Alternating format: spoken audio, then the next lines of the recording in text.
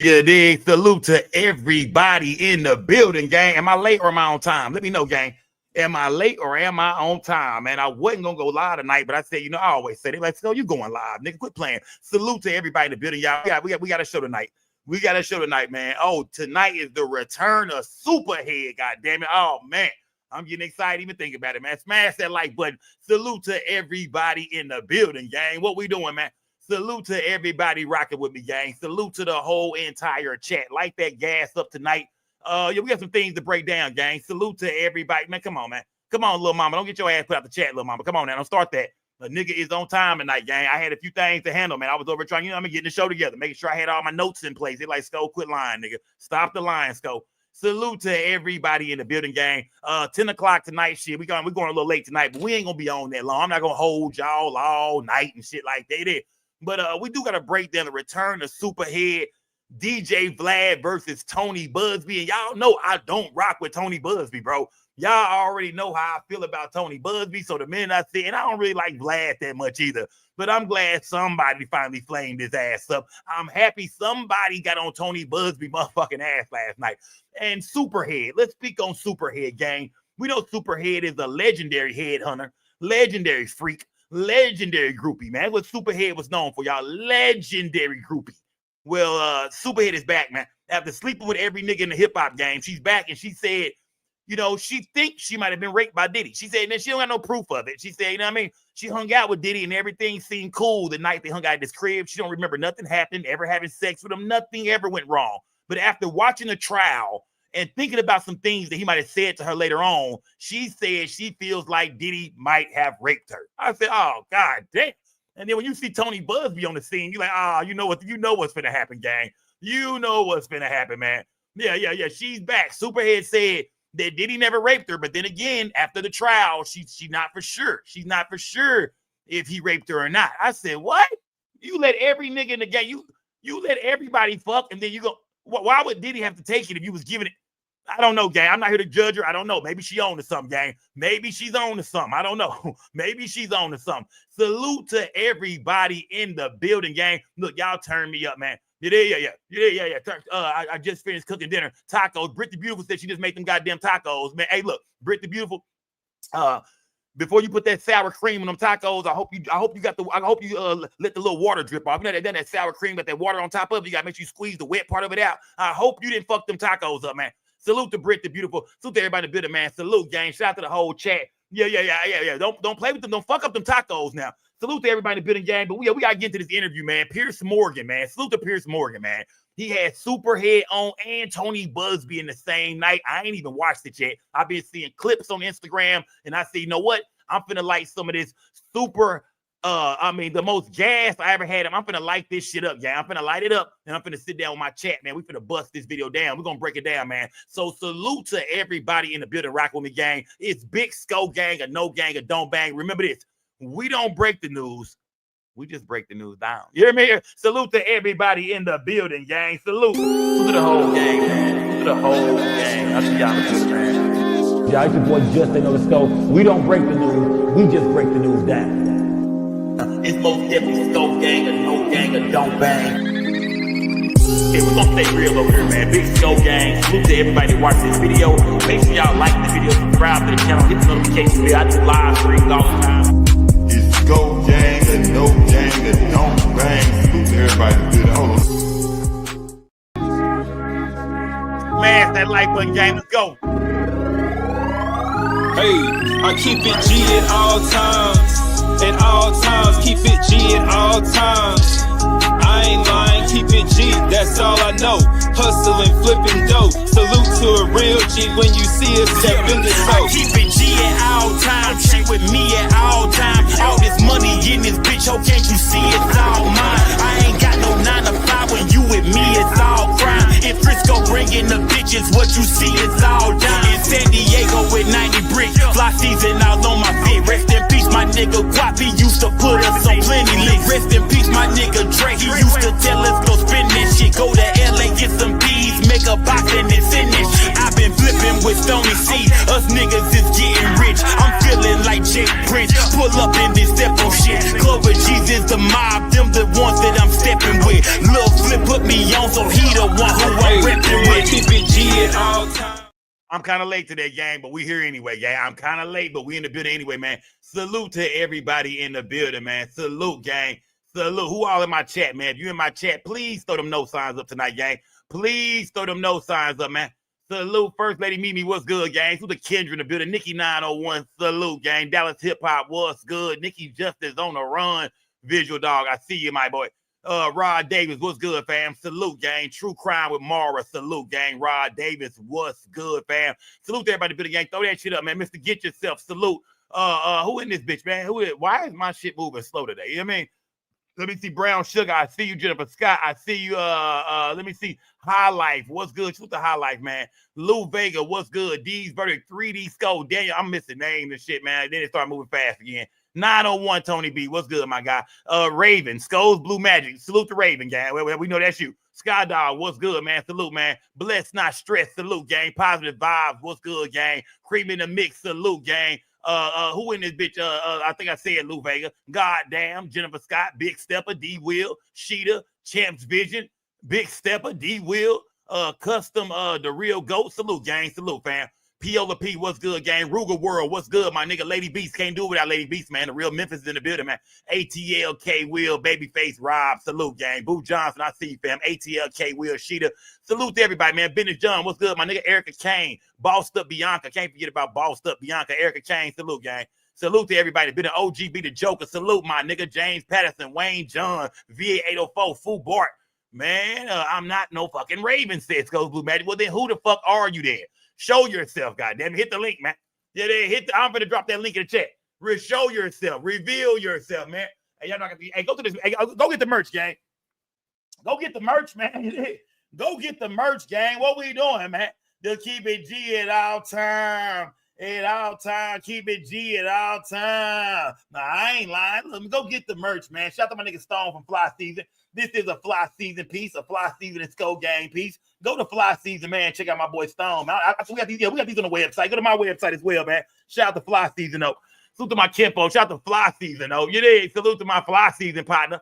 Cash Bags, what are you doing here, fam? If you don't know, we banned your ass after the last show. You came up here, bro, lying and shit, talking about you had been on a cruise shit. We did research. We talked to your wife. She said your ass ain't never been on no cruise. They never left the house, nigga. Yeah. Throw Cash Bags out. Moderators, put in work. I'm fucking with you, Cash Bags. I'm fucking with you, fam. Salute, man. Miss Tiff, what's good? Heaven Sent, what's good? Salute to everybody. Yeah. I didn't Cash Bags. I thought it was over with. Let me see. I have some, but I need more. Let me. All right. Rashad Rose, what's good, man? You there, Angel Chocolate, what's good, man? Yeah, we figured it's good. Cash Bags was like, God damn, they forgive me about this bitch, man. Miss Truth, what's good? Just call me Jay. Salute. You there? Yeah. Salute, gang. Salute, man. Salute. December. Shout out to December in the building, man. Salute to December. Where do I want to go first? But I might not even hold y'all that long tonight, gang, to be honest with y'all, man. First of all, I want to address this, man. Did y'all hear? Oh, shit, y'all. They said we should be scared over here, gang.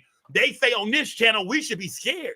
I know y'all heard what they doing. They said they finna change the rules on YouTube, y'all. They said, oh, shit. Everybody said, oh, they finna change the rules on YouTube. Now, even though I've seen a YouTube spokesperson already come out and break down what everybody kind of halfway had wrong, they're saying no more reaction videos. They're saying no more this, no more that, no music, no that.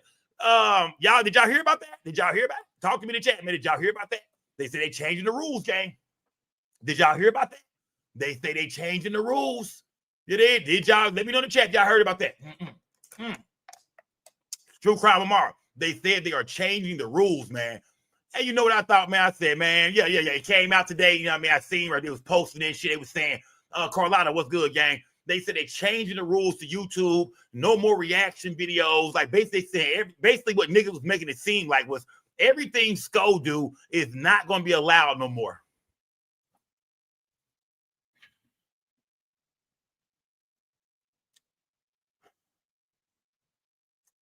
Well, guess what, gang?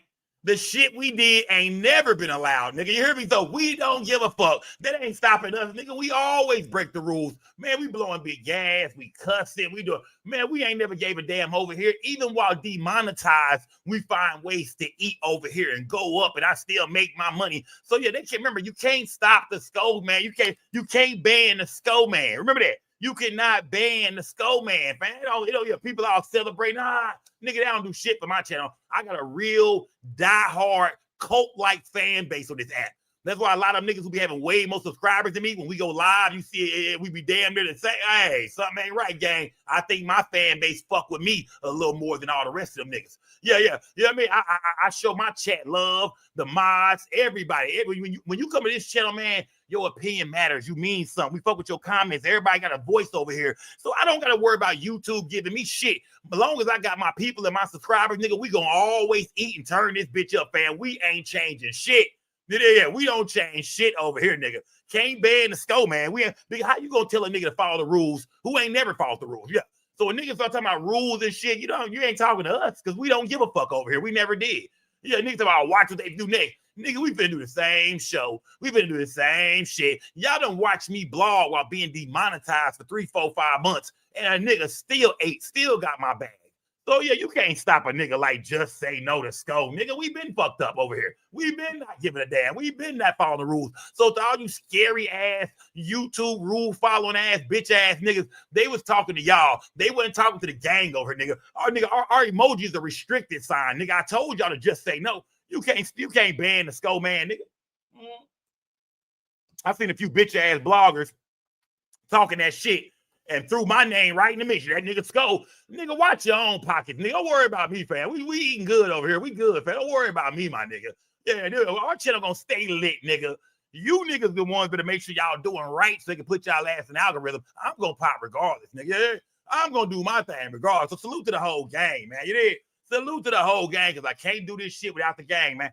Yeah. Niggas talking that shit. They gonna throw my name. I heard a couple of bloggers mentioning me this morning. I said, why you niggas always watching me? Why y'all so mad about what we do over here, gang? Oh, because we ain't over here disrespecting each other and going crazy and a bunch of goofy shit, a panel full of people talking about nothing at all. We ain't into that kind of goofy ass shit, nigga. We ain't into that. We might have started that shit, but we let the rest of them retarded ass niggas have it. Smash the like button, gang. Let's get to the show, goddammit. Smash the like button, man. Smash that like button. I know I'm going on kind of late tonight, gang. We pulling up. We pulled up. Yeah, I'm talking that big shit. Haitian K, what's good, gang?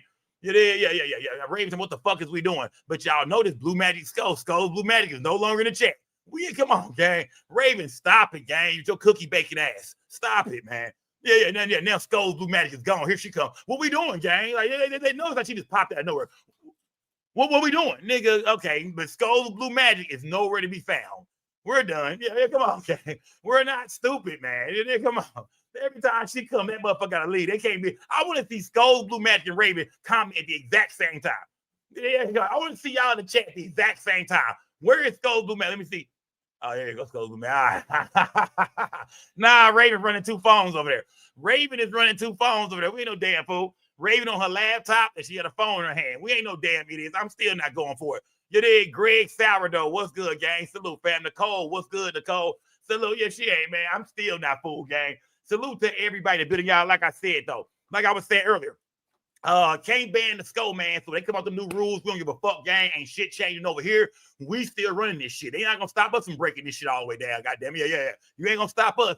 I said Superhead is back, y'all. Superhead Corinne Steffen has popped back up. She did an interview with Pierce Morgan, and the girls say that she don't got no proof. She don't remember Diddy ever doing nothing to her.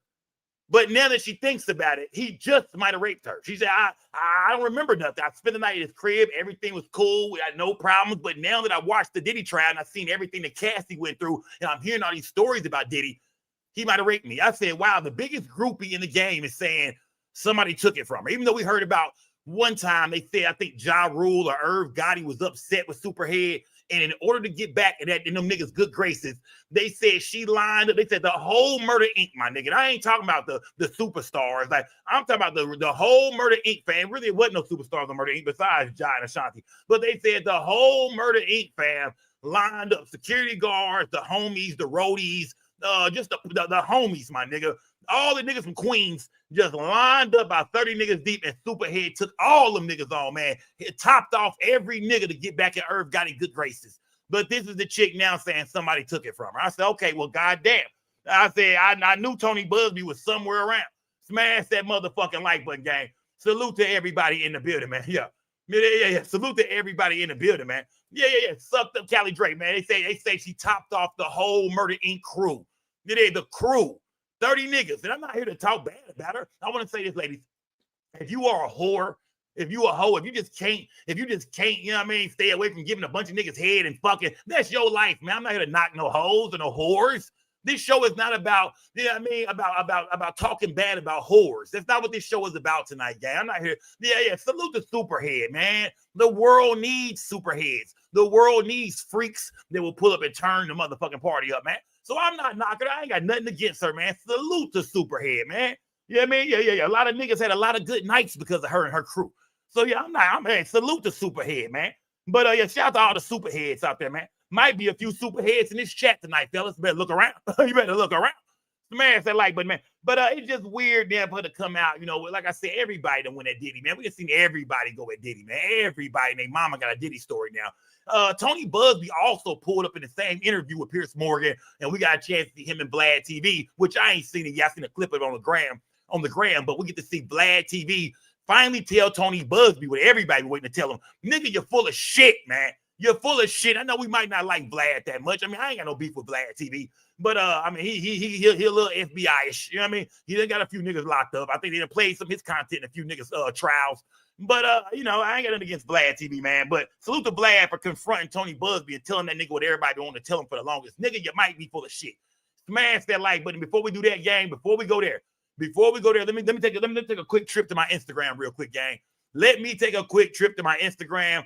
Cardi K, what's good? Skull Gang Toya, what's good? Skull Gang Toya, you've been a little tardy lately, gang. I'm not for sure what's going on with your gang, but I've been noticing you've been a little tardy lately, gang. I'm gonna start a new rule for my moderators that's tardy, man. I mean, you gotta cash at me $100 every time you late. They go for every moderator. I need that hundo. If I don't get that hundo, I will be sending niggas to knock on your door. Yeah. You ain't losing your ranch. I'm gonna send a nigga to knock on your goddamn door. We need that 100. Smash that like button, yeah. I'm gonna send a nigga like Big Joe to knock on your door. Smash that like button, man. Smash that like button and salute to everybody. But Toya, I got a job. Well, Toya, I'm at work right now too. All right. Yeah, I mean, smash the like button, man. Yeah, your ass be late as fuck to Cali Drake. Just like a snitch ass nigga, dog. Look at that. You be late too, fam. How am I be late to my own job? I own the business, fam. I own the business. How am I be late to the building I only got the keys to? What the fuck, man? Yeah, put Cali Drake in time out, man. Yeah. ATLK will catch your body, man. Put that nigga, First Lady Mimi, put that nigga ass in time out, man. Somebody I'll be late too, but I'm the only nigga with the keys to the building. What the fuck is wrong with you, dog? Smash that like button, man. Smash that like button, man. You did. Let's go. Yeah, bless not stress. I'm the motherfucking boss, though. Let's go, man. You cray. I ain't paying you shit. All right, I ain't want to read that shit. I don't even want to read that. Salute to Kendra in the building. Where was I going, man? This was in Dallas today, y'all. In Dallas, man, they say some dude was acting like Night of the Living Dead. Toy, did you see this shit right here? Right here in Dallas, man. Some people said that a man came knocking on their door and he was like cutting his own wrists and stabbing himself and a bunch of weird shit. They called the police. Police could not get him to put the knife down, so they end up laying his ass down. Smash that motherfucking like button, gang.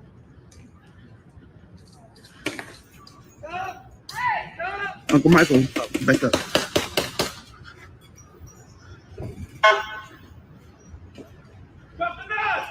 Oh my God. Uncle Michael, please. He shot him. No, he didn't. He just tased him. They done hit him a couple times. They're going to shoot him with a real gun. They're going to have to.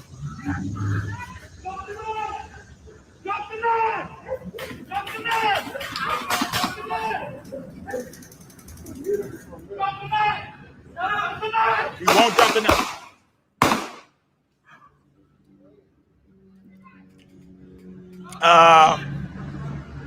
I think they dropped his ass. I think he about done, man. God damn, man. They just said to kill this man. This man like just was on the porch. Look, Uncle Anthony, his blood is everywhere. He just tried to kick our door in. So picture that.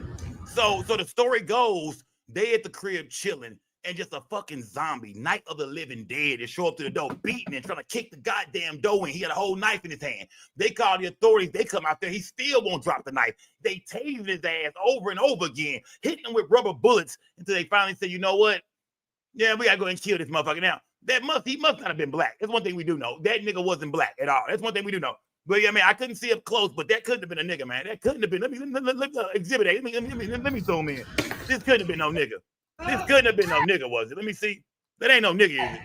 Uncle Michael, back up. Ain't no way that's a nigga. Is that a nigga? I really can't tell, man. Oh no, that ain't no nigga. That ain't no nigga. That ain't no nigga. That's the white boy. Uncle Michael, please. Look at the white boy. He shot him. Yeah. If that was a nigga, his ass would have been dead, fam. You did. If that was a nigga, man, please, they would have killed that nigga on the pull-up. You hear me? They would have killed that nigga on the pull-up. Yeah, god damn, fam. But look like they went and laid his ass down, man. It look like his ass is laid in the morgue somewhere tonight. You feel me? Yeah. Somebody said he was on ATLK Will said, was he on them bath salts? I don't know, gang. I heard about them bath salts when they turned niggas into goddamn zombies and shit. Yeah. I don't know what he was on, man. Let me see. It would have been. He's got a knife for sure, fam. They would have, they would have laid a nigga down so fast it would have been crazy, man. Let me see. That ain't the Quan. Hell no. Yeah, black dude would have been popped long time ago, man. True Crime and Mara, long time ago. They would have killed that nigga ass, man. They would have laid that nigga down, man. You see what happened to motherfucking me? Goddamn me. What's my boy name? George Floyd. That nigga didn't have a weapon at all, fam. Yeah, he didn't return home. So, yeah. Smash that like button, gang. Smash that like button, man. Smash that goddamn like button. Salute to everybody in the building, gang. Salute, man. Where did I want to go next, man? Where did I want to go next? You did? Where did I want to go next? Let me see. I got to go here, man. Got to go here, man. Dr. Umar, man. Dr. Umar is very upset, man. Salute to Dr. Umar, man. Shout out to Dr. Umar, man. Dr. Umar, that nigga most definitely had some shit to say about a female that got online and said he ate the draws. You know what I mean? A female said Dr. Umar ate them funky draws. Now, Dr. Umar finna go in on this broad, man. I don't know who she is. Let me see, but some woman said Dr. Umar ate the pussy. You know what I mean? He ate this pussy, and Dr. Umar was offended. This is a black woman too. Dr. Umar was offended. You know what I mean? Like, she must be she must not be a hell of a looker, because all she did was accuse that nigga of eating some pussy. And this is a woman that he admits he had been sexual with. But Dr. Umar lost it, man, because he said ain't no way he would have ate the draws off that broad, man. He said that pussy was so funky. That ass and that pussy smelled like hell. He said that ass and that pussy together, man, smelled like something crawled up in it and fucking died, man. He said, man, you got to see the draws she had on, man. Fellas, have you ever been getting ready to climb up in some pussy and you got a whiff of something that just wasn't right, man? Come on, fellas. Keep it 100 tonight. Let's not do this tonight, man. Let's not do this tonight. We're not going to act like I'm the only one. We're not going to act like I'm the only one here. I'm not doing it. Fellas, in your lifetime, have you ever got ready to climb up in some cheeks and you got a whiff of something and say, you know what? Rain check. Come on, fellas. Come on. Let me know the chat, gang. Let me know the chat, man. Rain check. Let's go. Fellas, if you ever got ready to climb up in some drawers and you said, hold on, rain check. No. And the crazy part about it is, ladies, y'all smell that shit too. Don't act like you don't smell your own ass. Stop it. That's what I don't like. Yeah. Fellas, look, fellas, do this, fellas. If you ever getting ready to hit a chick with some funky ass pussy, man, do this, fellas. I mean, take your goddamn fingers, and you might not want to. Take your fingers and just get a little bit of it, go, and put it right to her motherfucking nose. Remember, put it in her goddamn mouth, man. Put it in her goddamn, bitch, you don't taste that. You don't smell and taste that. Or put your dick in a little bit and shove it in her mouth. Like, you don't smell and taste that. Get your ass up, get in the tub. Smash that like, but man, salute to Dr. Umar, though. He gonna break it down, man. Dr. Umar is gonna break it down. Let's see what's going on with Dr. Umar. Did he eat some funky ass pussy? Smash that like button. The pussy. Let's go. That I went down on her. Brothers and sisters, I'm willing to take a lie detector test. Brothers and sisters, I'm willing to take a lie detector test. Brothers and sisters, I'm willing to take a lie detector test. When that woman, after gummy bearing my Shango stick, that woman took off her underwear, and I'm telling you, brothers and sisters, and I don't mean no disrespect to feminine energy. I don't mean no disrespect to feminine energy. I don't mean no disrespect to feminine energy. When she took her underwear off, brothers and sisters, she smelled like something crawled up inside of her and died. She smelled like an old fish tank. You ever smell a fish tank that somebody ain't cleaned in like 2 years? They got goldfish in there. They got all kind of fish, and it ain't been cleaned in years. That's what she smelled like when she took off those funky ass drawers. Her drawers were so old and so funky that I thought it was a wife beater. That's how stretched out her drawers was. Her drawers were so old and so funky, I thought her underwear was a slingshot. Her drawers were so funky and so stank, brothers and sisters, that I thought it was a wife beater, brothers and sisters. And I don't mean no disrespect. So when she said, it's my turn, after she got finished swallowing the Shango, she said, it's my turn. After she got finished swallowing the Prince of Pan-Africanism, she said, it's my turn. Navy Blue. And I'm sitting there and I'm saying to myself, how do I get out of this? Because it ain't no way under God's heaven that King Kong consciousness face, nose, tongue, lips, ears, or hairline is going anywhere near that cootie cat. She told Pastor Buzzbee. Do y'all believe this nigga, man? Y'all think he went face first, man? Who believe this nigga, man? Did this nigga go? Who believe Umar went down there like this and handled his motherfucking business? Who think Umar pinched the tip of that nose, nigga, and went to work, man? Some tell me Umar ate that pussy, man, because he was just too, I mean, he's too upset about it. You know what I mean? If a female say, oh, that nigga ate my pussy, and you didn't, whether you did or you didn't, you, whatever, man. Fuck what you talking about. Who cares? Yeah, who cares?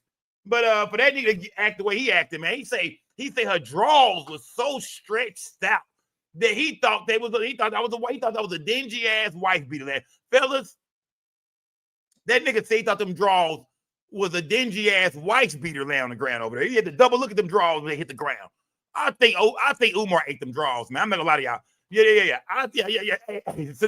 Hey, Sativa. He didn't say he didn't know. Yeah. He just kept saying what he smelled, what he seen, what the drawers looked like. They was big and stretched out. He never said he didn't really eat that box for real. Something tells me that he went down there and munched on that goddamn shit. Yeah, he went there. Yeah, he went on down there, man. That nigga went on down to the goddamn to the motherfucking sewers, man. Yeah, that nigga went down to the sewers, man. Smash that light button, gang. That nigga went to the sewers, gang. We ain't no fool, nigga. Lying ass nigga. Yeah, that brother went to the sewers, man. Yeah, he definitely didn't do it because he wouldn't want his beard smelling like that. Said Sheba Pisces, man. Sheba Pisces. These niggas done had some niggas done had shit on their beard out here, man. Stop the bullshit, Sheba Pisces. That nigga done had that nigga fucked that beard up. Oh, freeway looking ass nigga. Smash that like button, gang. Salute to everybody. Yeah, he ate that box, gang. That's my final shit. He ate that box, man. Yeah. If the drawers was that bad, there has to be other signs of poor hygiene before it went there. Yeah. Real shit. Shout out to Bless Not Stress. Real shit. It is. Toya said, shaking my head. Yeah, Toya, you got some partners, Toya. Toya, I ain't saying you like that. I believe you a clean young lady. But you know you got all women. Y'all done had some homegirls. Y'all done had to say, girl, pull to the side. Bitch, we smell you. We can smell you. Close them legs. My goddamn Long John Silver's in this motherfucker, man. Close them legs, man. Smell like Long John Silver's in this bitch, man. Y'all smash that goddamn like button, man. Y'all smash that like button, man. What we doing? You did. Callie Drake said sometimes that shit sneak up on you. What? Hey, y'all, fire that nigga ass up, fam. Yeah, fire that nigga ass up. I don't know what that nigga talking about. Sometimes it just sneak up on you, Skull. I mean, nigga, nah. We don't know. We don't know. We don't know. Smash them up with light, but yeah, Big Joe, fire that nigga. Somebody fire that nigga ass up, man. We don't know, sir. We don't know. Yeah, nigga try to sneak that in here, nigga. Sometimes, Skull, you don't even know. It just sneak up on. Nah, nigga. You been eating them fish fillets, nigga. Smash that like button. Hood Classic, what's good? Exclusive everything, what's good, fam? Sabrina Paris, what's good? TZT, what's good? Hood Classic, what's good? Jerseys on, what's good, fam? Dallas Hip Hop, what's good? Let's keep it moving, guys. We gotta get the superhead, man. We gotta get to the biggest freak ever in the industry, man. We gotta get around to the freaks of the industry, man. Hey, this brother right here, real nigga, man. Hey, this brother right here, man. All right. Salute to this young brother, man. He's at some kind of event, man. You know, I don't know if it's a little day party or something like that, but his girl is sitting at the same table with him, y'all. And it's some real deal ass wiggling and some real twerking. Shout out to my, let me see, shout out to my nigga Marcus Hamilton, man. Salute to motherfucking Marcus Hamilton. Salute, my guy, for that membership, fam. Salute. His girl is sitting right at the table with him, and watch this nigga eye contact, gang. He gonna make sure he don't glance at that ass. I'm gonna say this. He's sitting there looking up right now, because right in front of him, it's some ass shaking, some twerking, some booty wiggling, some jiggling. Oh, it's going down, man. I'm talking about some serious ass being thrown. You know what I mean? Some chicks throwing some ass right in front of him. His girl is sitting there. So y'all learn something from this nigga right here, man. Watch this nigga eyes, y'all. Watch his eyes. Smash the like button.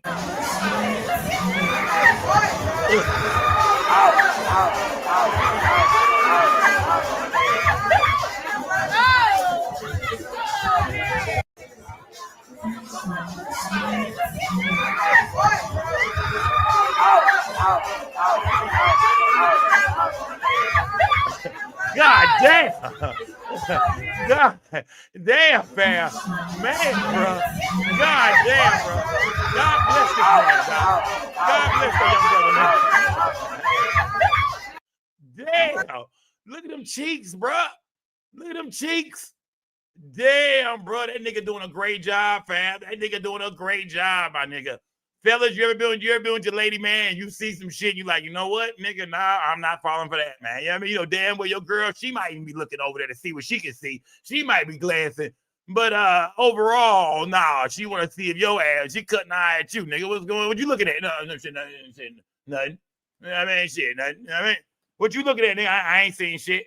Yeah. That nigga did a great job, man. That nigga looked everywhere but that ass. Look at that ass in front of him, gang. I mean, big ass booty, fam, jumping up and down, jumping all around. Booty just jumping and clapping all around the room. Unless it smell like fish in that motherfucker. I ain't saying it do. But yeah, that nigga said, I see nothing here. I see nothing. That nigga made sure he look. I mean, what was the TV on that bitch? He looking all up and shit. He watching the news and shit. That nigga looking everywhere, ass everywhere. It's a beautiful day outside, man. Nigga want it's nice in the motherfucker, man. Yeah, nigga. Yeah. Smart move, my guy. Smart motherfucking move, man. Salute to everybody in the building, man. Sean Williams said, I'm looking. And I want to say this. Salute, because not all girls are jealous, man. You got a lot of chicks that's jealous. You got, you know what I mean? But, yeah, man, if that you rapping intro that Pimp C, where can I find a full song? Oh, man. No, you know what I mean? That's most definitely, that's Pimp C, man. That's Pimp C. R.I.P. Pimp C, man. Yeah, that's Pimp C, man. So is that you rapping? Nah, that's Pimp C. Yeah, I mean, it's called Keep It G at all time, man. That's Pimp C on that thing, man. R.I.P. Pimp C, man. Rest in peace. Now, that's me on that shit. I ain't gonna lie. That's me on that. I don't think I sound like Pimp C like that, do I? I don't think I sound like Pimp C. Yeah, I don't know. I've heard it before, but I don't think I sound like Pimp C at all. That's me. Keep It G at all time, man. I'm gonna actually upload the track. Oh, I'm gonna tell y'all this too. Y'all know we shooting a video to that motherfucker, right? Yeah. Y'all know I'm gonna shoot a video to that motherfucker, right? Yeah. I'm gonna let y'all know that right. And since she asked, I'm gonna let y'all know. You know we shooting a video to Keep It G at all time, and I'm gonna act a fool in that shit, gang. Get ready for that, y'all. Keep It G at all time video. We'll be dropping. I want to say, hopefully by September on this goddamn channel, gang. We'll be shooting a video to Keep It G at all time. It's gonna look professional, dope, everything, like a movie. It's gonna be a mini movie. Get ready for that, gang. It's gonna be hard.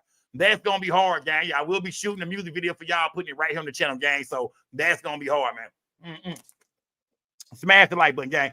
Smash that like button. Where was I going with this shit, gang? Where was I going with this shit, man? Salute to the tropical red lady, aka Tamika. Salute, Tamika. Shout out to Tamika, man, for fucking with a nigga music, man. Shout out to Tamika, gang. Where was I going with this shit, man? Hold on. Let me keep moving real quick. I gotta get to the real news. Classic video right here, man. We know this nigga went to jail, gang. You know this nigga went to jail, fam. Fellas, you ain't gotta take it this far, man. If you can't find your phone, man, just call the motherfucker instead of assuming somebody stole it or they hide it from you. This brother right here, we know this nigga went to jail this night. Smash the like button. You just ain't break my fucking phone. Oh, I broke it. So where my phone at? Where's my phone right here? I'm looking at the fucking phone right here. Y'all fathers already all broke up. Don't fucking goddamn tell me.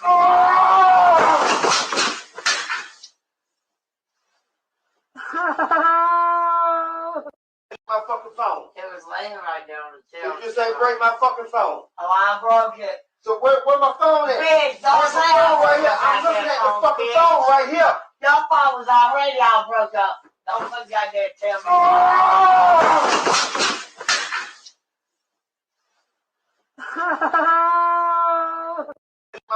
Smash the like button, gang.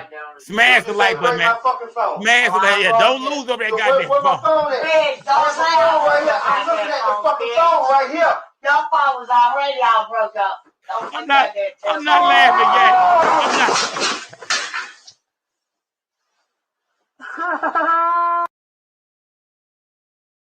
Smash the like button, man. That nigga most definitely went to jail, my nigga. That nigga, oh yeah, that nigga most definitely went to jail that night. Light some gas up, gang. Let me get the fuck out this Instagram is evil, man. You did, yeah. Instagram is evil, man. You did. Instagram is evil, man. I'm not fucking with Instagram for a while, gang. I am not fucking with Instagram in a while. Salute to everybody just joined the show, man. They say they changed the rules on YouTube, gang. Man, we've seen everybody talking today about how they changing the rules on YouTube. Y'all, if you Skull Gang, we don't give a fuck about no rules, gang. They ain't never stopped us from getting no bag, from promoting, from networking, from doing interviews, getting invited to other podcasts and doing man. That don't stop us. You did? We do this shit for real, gang. So remember, when it comes to all these politics talking about y'all, we don't care for the new policies, the new rules. We don't give a shit, gang. We're gonna still turn up over here, have a good time. We don't give a shit because we never follow the rules. We still blowing that big gas. We still talking shit about that. That was a fucked up hit, man. See, they're like I'm smoking trash over here. See, I hate this. See, my shit wasn't lit up, y'all. It wasn't lit all the way, gang. Yeah. Don't say shit. This is when it's lit. This is when it's lit. Yeah, that's when it's lit. Yeah, we still tell y'all we ain't never followed the rules, man. It's most definitely no gang, man. It's most definitely the goddamn no gang. God.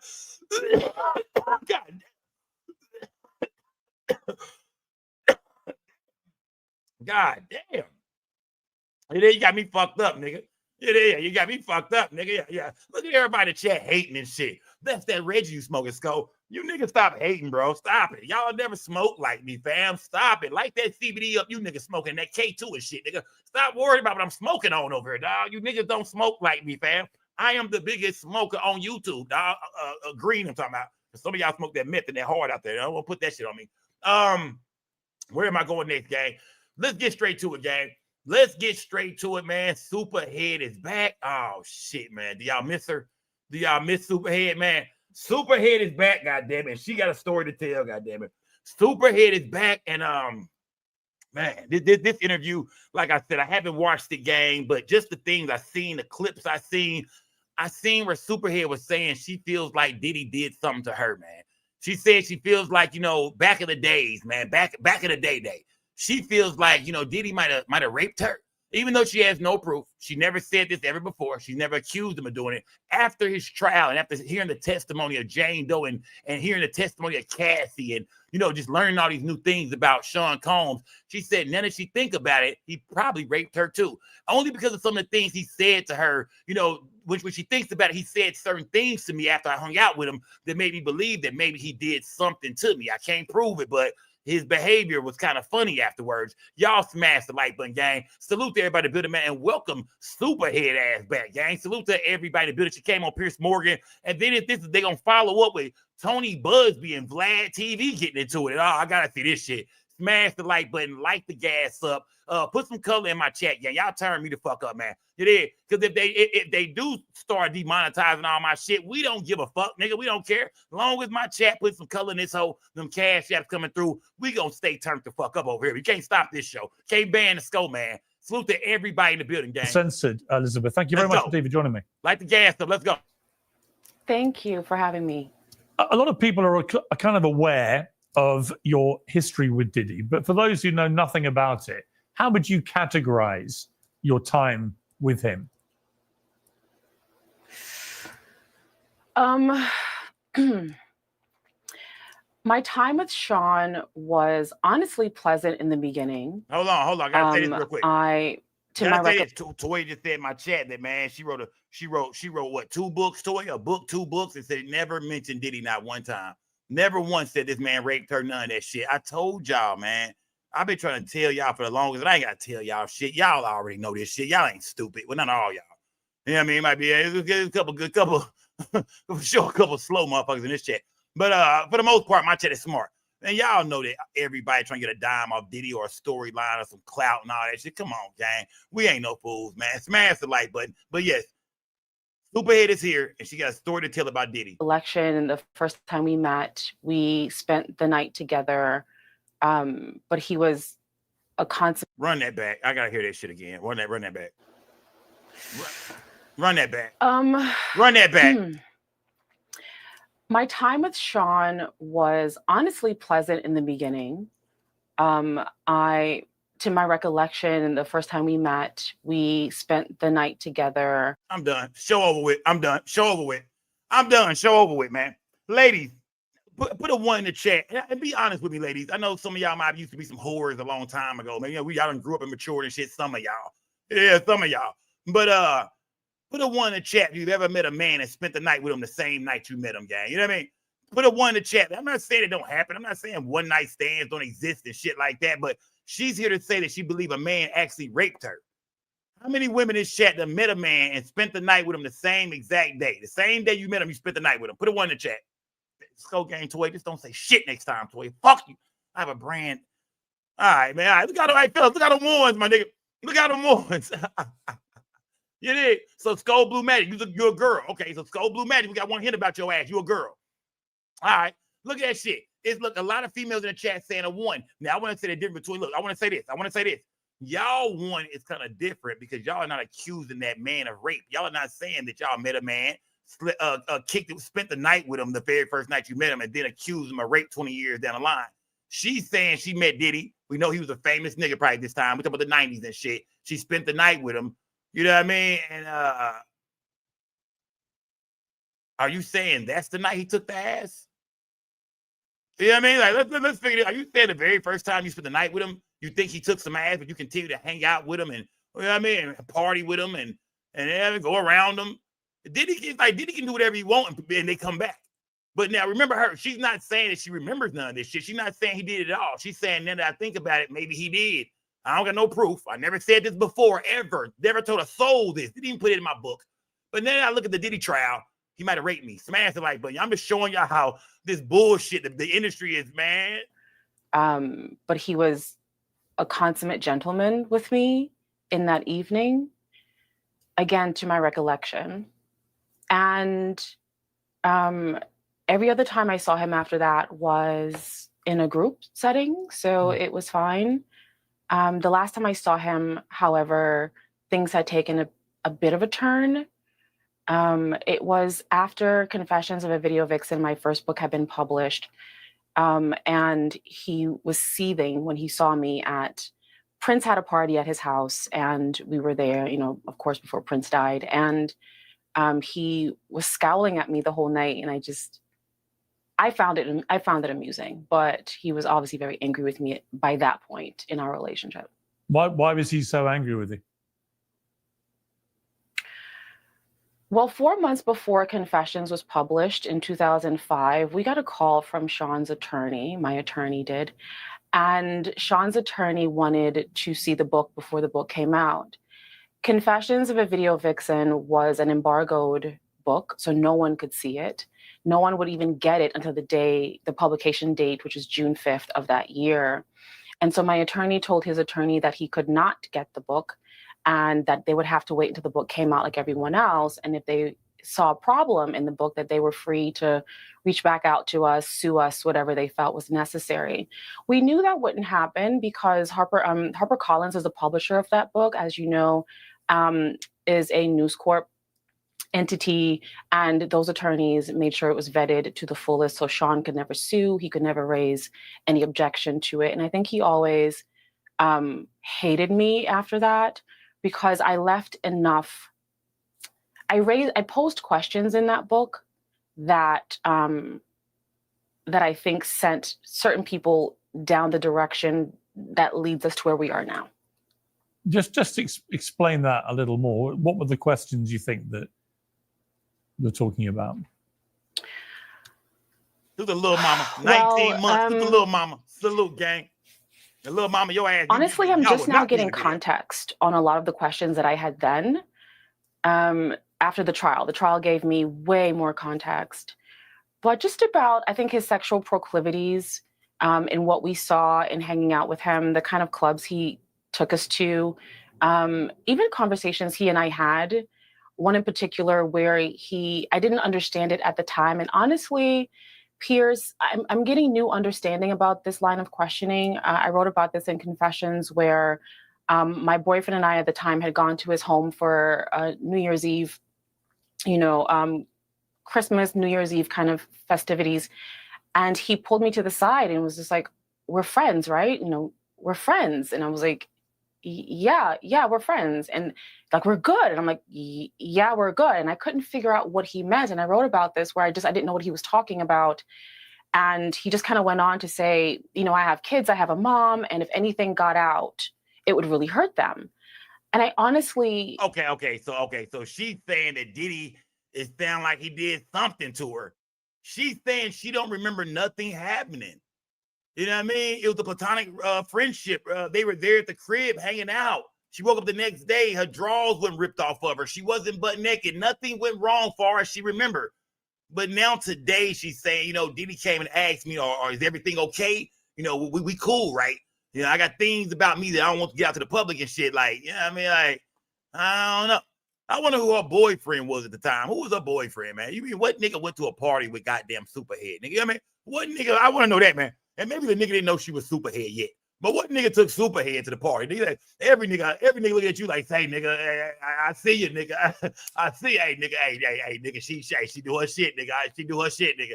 Every nigga dapping you up, say, fan, that nigga head crazy. Every nigga looking at you, say, fan, hey, it's going down for you tonight, my nigga, man. Me and 10 of my partners, nigga, it went down. Man, that's the last thing niggas want, lady, to bring your ass to the party, and there's some niggas there that already know you. Smash the goddamn like button, man. Who was her boy? I think it was a celebrity nigga at the time. What it? Don't say Eddie Winslow. Yeah, it was you know what I mean? It was not Eddie Winslow, gang. It was not Eddie Winslow. Y'all not finna do my nigga from Family Matters like that. I know he a weirdo, but y'all not finna do Eddie Winslow like that, man. Yeah. Y'all already did goddamn Carl Winslow wrong in the motherfucker. But I guess ain't that crazy how Carl Winslow and Eddie Winslow ended up to be gay and a bitch. The only two niggas in the crib, man. No, it turns out Urkel was a realer nigga than all. At least he was trying to fuck on Laura, man. You go back and look at the show, they like, damn, Urkel was the realest nigga, man. Carl and Eddie was gay. Smash the like button, man. Let's get back to Superhead, man. Back to Superhead. At that point in stage, did not know or remember what he was talking about. And so we just kind of laughed it off. Like, what's going on with him? And things that he said to my boyfriend, like, don't trust her. She might have her on video with, in precarious positions. And this is back before cell phone cameras. So I was just like, what video? I didn't understand any of it. Now after the trial and the things that have come out from the trial, this gives these conversations a lot more context. But at the time when Confessions came out, it did make us all wonder, what was he so afraid of? I didn't even know what I had seen or didn't see, or if there's something happened that I didn't remember from our time together. But he was very afraid that I would say something in the book. And honestly, I think he never contacted us back because what he thought I was going to say, I did not say, possibly because I didn't remember it. What do you think he was fearful of you saying? I have to be honest, Piers, in booking this time with you today, and your producer asked me to kind of send over some pages from the book. I hadn't read Confessions since I wrote it, and I read it for the audio version, and that was 2005. It's been 20 years since I've read this book. And in reading what I sent over, which is what I just described to you right now, I wonder a lot of things. He was so afraid that I knew something. And I was confused because the only time that we had together prior to this conversation was alone time at his home, wherein I felt we had a good time. I didn't know, he didn't come on to me. He was just it was very platonic, I thought. So I was confused as to what was it? And so I have to admit, my mind kind of races now that I have more context. Okay.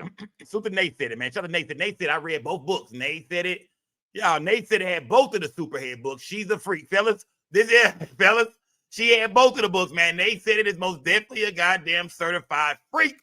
I'm just fucking with you. Nate said it. Nate said it. I read both books. The only thing she said was that Diddy was wired. I mean, you said weird or wired, maybe, and took her to a gay club with just men and was scared she was gonna tell. So maybe that is it. If she wrote that in her book, then maybe that is it. It is, yeah, maybe that is it. Let me see. So hey, Toy Skull Gang Toy said maybe Big Tigger was her nigga at the time. I do remember a story about she put a gay jacket on Big Tigger. Damn, not Rap City, man. God damn, the basement was my shit, man. I forgot Superhead did come out to a story about Big Tigger and some God damn. Smash like, but I like what Nate said. It just said she said she read both of the books, and in the book that Superhead talked about Diddy taking her to a gay club, and maybe that's what he meant when he said don't tell my family. But why would Diddy go to a gay club in front of all these gay people, in front of all these people, and then think she was gonna be the one to put the secret out? I mean, if you're at a gay club, unless this is an underground gay club, unless y'all went to somebody's mansion where it was some secret gay shit going on in different rooms and shit like that, what makes you think nobody won't know you there, nigga, if you there at a gay club with all the goddamn gay people? I'm confused. How you gonna say don't tell nobody I'm gay, but I hang out at gay clubs and I'm a celebrity, I'm a superstar, everybody, the world knows me. I don't know about none of this shit, man. Smash like, but Susan Nate said it, man. Of his proclivities and what he's capable of. Let's go. Of what he was so afraid of, what he thought I knew, or what he thought I remembered. I mean, in the book, you talk about the first time you met Diddy in a nightclub at 3 a.m. You said right there in front of me, Diddy and Gotti, who was the Murder Inc. Records boss, Irv Gotti, made arrangements to send me to Diddy's house in 1 hour. It was 4 a.m. I turned up to Diddy's home in my SUV. There were security guards in the driveway, all dressed in dark suits with their hands in front of them. They had been expecting me. The things that went on when Gotti and I were together are almost unimaginable to me now. But in the haze of drugs and liquor, it all seemed all right. I knew, or what he thought I remembered. I mean, in the book, you talk about the first time you met Diddy in a nightclub at 3 a.m. You said right there in front of me, Diddy and Gotti, who was the Murder Inc. Records boss, Irv Gotti, made arrangements to send me to Diddy's house in 1 hour. It was 4 a.m. I turned up to Diddy's home in my SUV. There was. What did she think was gonna happen? I'm confused, gang. Like, come on now. Are we not calling a hoe tonight? I'm tired of being nice, man. I mean, I'm tired of being nice. Are we not? What type of female a nigga put you in a car and send you to a nigga house you don't even know? You just met him at the club that night. The niggas you with say, hey, we're sending you over there with him tonight. Yeah, about 3, 4 in the morning, getting the SUV, they gonna drop you off for that nigga crib. Go hang out with him tonight. Go spend the night with that nigga. You better be glad. Sister, you better be glad. I'm starting to wonder if she's jealous of Cassie, because you better be glad. You better thank God if this ain't what you wanted. We done heard about you, baby. You will run through a whole NFL team. You better be glad that when you got up in there, Diddy didn't have the robe on, sitting in the corner with the mask on, Blue Magic, the tub of Blue Magic sitting beside him, baby oil everywhere, and 4, 5 niggas lined up, man, ready to derobe. It is, yeah. But unless that's what you wanted, because we heard about how you got down, and I'm not knocking none of the freaks. Like I said, I want to say this. I got to make this clear. I'm not knocking the freaks, man. If you're a female, you like to go places and have fun and get down dirty and nasty, and you know what I mean, that's your business, baby. Do you live life, man? Have fun, have a nasty ass time, man. I'm not here to cuff nothing to nothing. I'm not here to cuff nothing to nothing, fellas. It is, yeah, ladies. Do your thing, man. But how you gonna say that some niggas just sent you somewhere? I wonder what she was expecting. Like, niggas already got the rumor. I mean, I'm sure you didn't heard it, but I'm sure Herb done told him about the type of shit you do. How you get down. How you serve the whole goddamn squad up. What did you think was going to happen? You know what I mean? Like, I'm confused what this bitch is on here. I'm being honest with y'all, man. I mean, I'm confused, man. This is a grade A slut right here, y'all. The face of hip-hop groupies and sluts. The face of I will fuck a nigga because he got a name. Because he got some paper. And I don't even think she was getting paid for a lot of shit she was doing. I think she just wanted to be around for the most part. Oh, this girl is crazy, man. Yeah, this girl is crazy. Smash the like button, gang. Smash that like button. Security guards in the driveway, all dressed in dark suits with their hands in front of them. They had been expecting me. The things that went on when Gotti and I were together are almost unimaginable to me now. But in the haze of drugs and liquor, it all seemed all right. I was being used over and over again, man after man, all friends and acquaintances of Gotti's. I quickly became Gotti's showpiece. He would turn other people in the industry onto me. I was his party favor. Whenever there was anyone Gotti wanted to impress, he would send them to me and I'd take care of them. I mean, could it be that what Sean... Look at her. Look at her. We just heard it. These were her words. Remember, he's reading out of her book. She said that basically she hung out with Murder Inc. She kicked it with Irv Gotti. And whenever Irv Gotti wanted to get in good with somebody, he sent her ass over there. Hey, look, hey, go over there. You know what I mean? Go get that nigga some of that good ass, that fire ass head toy. Lady Beast was saying that Ja Rule, the one who named her, super head. So she most definitely come from the Murder Inc. niggas for sure. We know that. Ja Rule would use her as a party favor. Yeah, Ja Rule would call her and be, look, hey, look, I got some niggas in town, right? I got some niggas in town. I'm trying to close the deal. It's about 4 of them cats over there. I need you to go over there and lock the deal in for me. Go over there and lock it in for me. Did it hit? Go over there. You know what I mean? Yeah, the niggas got some drink already flowing. The cocaine is already out. Go over there and turn that motherfucker out. Everybody, you know what I mean? Yeah, make sure everybody gets some. Yeah, make sure everybody gets some. Oh, wow. She said she was a party favor. Man. Salute to her, though. Yeah. Salute to her, man. Salute to motherfuckers. So I'm not mad at her, gang. Salute to I'm not mad at her. Worried about was that he facilitated this very transactional relationship that you had with Irv Gotti. Is that part of this? I don't think that was it. And honestly, I think it was more insidious than that. The fear, the fright that he had during that conversation at his Miami home, back in whatever year that was, he seemed terrified that I had known something. And I just don't know what he thought I knew or remembered. The transactional nature of how we met, and which is why, I said in various interviews before that I was gifted to him, it was because no one asked me if I wanted to go. No one asked me. They talked about me as if I wasn't there. I was property to cart around. And that's what they did. If they would have asked me, I still would have gone. So I didn't hold any objection at the time because I would have still done it. Being 21 and it's Diddy and we're having fun and it's just a Saturday night out in LA. Everybody knows how much. Salute, hold on. Salute to what was I gonna say? Mara, you sent me some shit, Mara, earlier today. I didn't see that, Mara. Salute to Hey Double A, man, and salute to goddamn Real Crime with Mara. Salute, gang. Salute, gang. Shout out to Mr. Dollars too, man. Skull Gang, Shane, everybody was sending me a cash up yesterday too, man. Salute to Reginald, salute to everybody. Louis V. Boss, salute, gang, salute. Let me get past this nigga ad real quick. Let me get back to the interview. Let's go. Salute to everybody for the gang. Salute to Did you actually ever have any kind of sexual relationship at all then? I'm sorry, what was that? Did you actually have any kind of sexual relationship with Diddy at all? No, Diddy and I did not. No, well, not to my knowledge. Wow, man.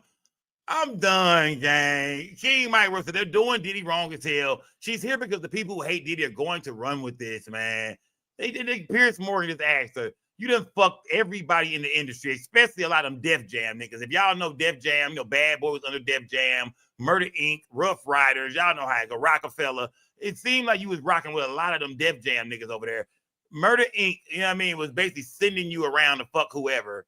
And they ask you, have you ever been intimate with Diddy? Has Diddy ever pressed you? Has Diddy ever tried to fuck on you? And you say, not to my knowledge. Wow. She could name all 300 niggas in the game she slept with, but Diddy ain't one of them. But now today, right before his sentencing, I don't recall. So that means basically if I did, he drugged me and raped me. Wow. God damn it, Superhead. We thought you was more official than this. I didn't expect this from Superhead. You know what I mean? I thought Superhead, took pride in all the bodies she had. Superhead knows she got about at least 1,000, 1,500 type bodies. I thought she was proud of that shit. I didn't think Superhead was going to spin the block with this kind of bullshit, gang. I didn't think so. Shout out to Carter K, man. Let's add some color in this chat. Yeah, y'all listen to Carter K, man. She just got 5 bricks, man. Salute to Carter K, y'all. Back to Superhead, though, man. So what do you mean by that? Not to my knowledge. I don't. Honestly, I'm questioning a lot of things right now. What you think? So not to my knowledge.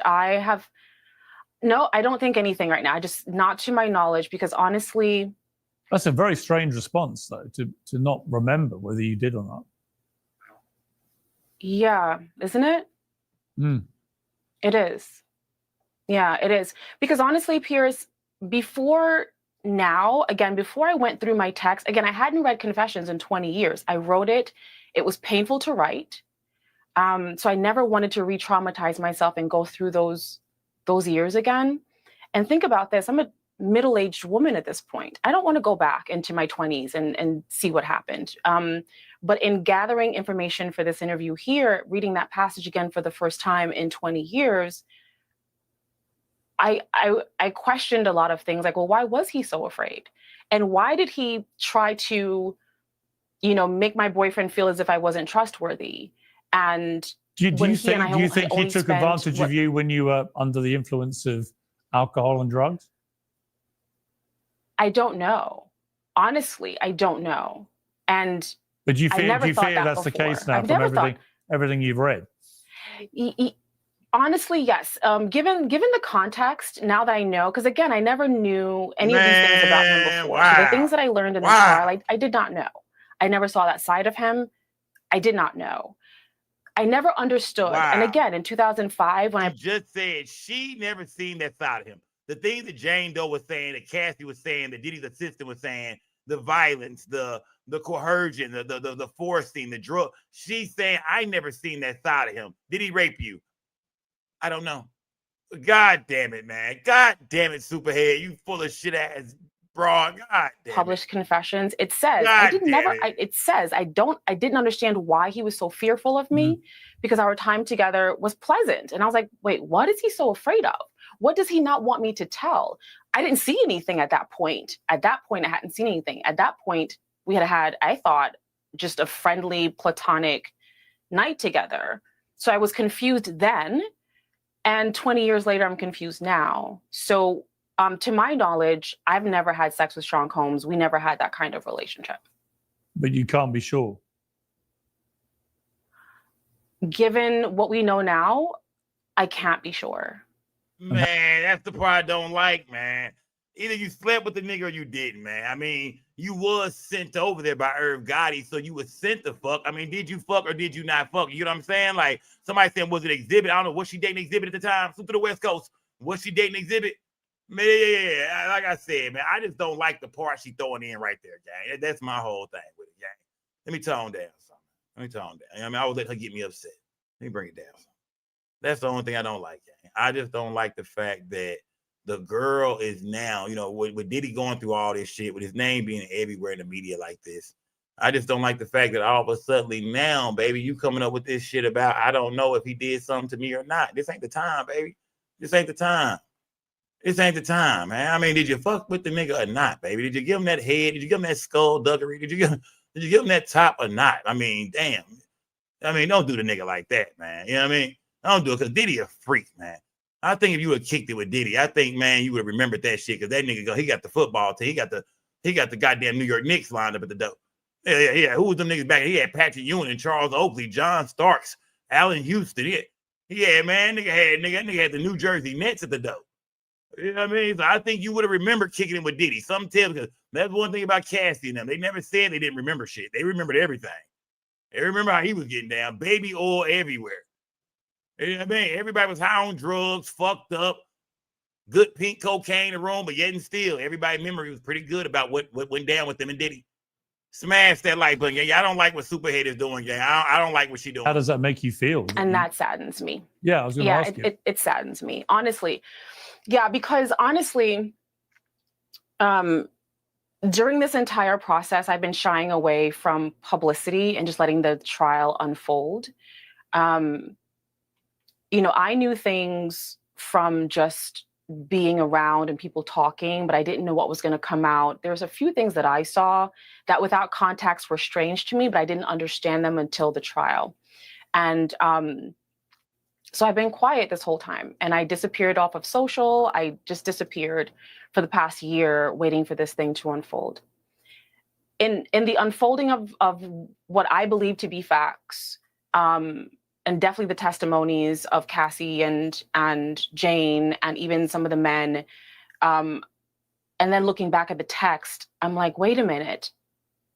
Okay, when he said, if anything got out, and I'm like, and I remember at the time being so confused, like anything like what got out? Like nothing happened. We hung out. You were kind. At some point I went to sleep. I don't know when, but I woke up and then we had breakfast and you were kind and I left. Nothing happened. I don't know, Pierce. I feel, just in the last 24 hours, I question what I thought I knew about my time. So basically, she had an epiphany right before she came on the show. She said she had an epiphany right before she came on the show. God damn it! When I think about my time at, when she thinks about her time at Diddy crib, she says everything went cool. She went over there. She was sent there at 3, 4 o'clock in the morning by a nigga that was basically prostituting her out. Irv Gotti, you know what I mean? Who was hoeing her out to anybody that he was doing business with, friends of his, business partners. He hoeing her out. She get there and she said that Diddy, from far as she remembered, they talked, laughed, kicked it, went to sleep. They slept in different rooms. She woke up, had breakfast, great day, went home. But literally 24 hours before doing this show right here, she had an epiphany and said, you know what? And then I think about it. Now that I heard everything in this trial, then I heard from Cassie and Jane Doe, I'm not for sure if he didn't rape me.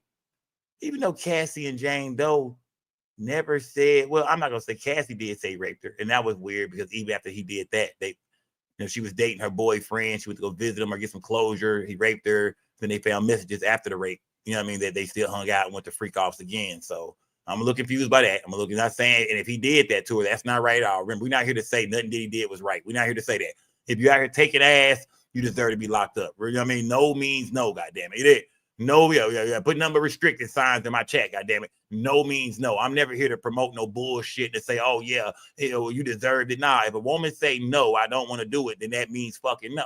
So if Diddy ever took something from a woman or made her have sex when she didn't want to, then yeah, that nigga deserved to be locked the fuck up on rape charges. But at the end of the day, when you look at a woman like Superhead, we gotta keep 1,000. You just said that Irv Gotti used to send you around to have sex just to, just for his business purposes. You know what I mean? I don't even know if there's no money involved. It's just for his business. You was fucked up at one time, baby. Like you was most definitely, you know what I mean? You was out here doing your thing. Yeah, you was most definitely doing what the fuck you wanted to do. Smash that goddamn light. Let me light some more of this gas up, man. Light that gas up, man. Yeah. You know what I mean? So I'm not here to say that if he did something to the girl, then that's wrong. You know what I mean? No women deserve to be forced to have sex at all. But it's like, damn, baby, 24 hours before the show. You mean to tell me over the last 30 years, you didn't think this about this brother. But 24 hours before coming on Piers Morgan, and we ain't heard from you in a long time. You've been gone from the game. We don't really hear about you that much no more and shit like that. And now here you come. If y'all think that she's clout chasing, please put a 1 in the chat. But I mean, come on, y'all. If you think that this girl is using the Diddy trial for attention and for press, let me know, gang. This is a PR move, man. Come on, gang. Talk to me right now. 24 hours before the show, she just now thought about it. You know what? And then I hear what Jane Doe and Cassie said. 2 women who was dating the nigga. Remember, these women were very involved with Diddy. These women were very involved with this man. You wasn't involved with him like that, baby. You know what I mean? I'm saying, like you ever had a personal relationship with him. It seemed like your relationship was with Irv Gotti, who was letting any and everybody fuck on you. Just like Diddy was with his chicks. It sounded like you was his Cassie. Yeah, put out and rest in peace to Irv Gotti. You know what I mean? Irv dead, and now she got to put this shit on somebody else, man. Yeah, because Irv is the one to blame if it comes to you being hurt and having scars and shit like that. Blame them Murder Inc. niggas. Yeah, blame them Queens niggas, man. Blame them Queens niggas. Don't put on them Harlem niggas, man. Or wherever he's from, Vermont. Where that nigga from? I forgot where he's from. But yeah. I just think that's wrong, man. You know what I mean? The boy going through a lot of shit, man. If you have good memories with him, if the only night you spent the night with him by yourself, you have a great memory of just being respected and had a good time, and the nigga even fed you. See, everybody else fed you dick. The rest of the niggas shoved dick down your throat. Diddy had a chef give and make you an omelet. You know what I mean? Probably some bacon on the side, some sausages. No, take that out. Take that last part out. You know what I mean? Take that last part out. No glizzies involved. You know what I mean? Let's keep it clean, because I don't want to come back and say, nah, then I think about it. Yeah. Fresh OJ on the table. Cut up fruit and shit like that. You ate good, he sent you home. And that's the nigga. You know what I mean? Fellas, Be damned if you do. Be damned if you don't. Is what Superhead is showing us right now. Be damned if you do, be damned if you don't. She don't have one bad memory of this man. Didn't wake up in the morning with no evidence on her that she had sex at all. But yet and still, here we are today, man. Smash that like button, man. Yeah, this shit is ridiculous, man. You detailed in your books romantic relationships with a lot of famous people from that world. Jay-Z, DMX, Van Diesel, Lil Wayne, Method Man, even Bill Maher, LL Cool J, Mr. Carl, and others. You had a lot of famous guys you dated.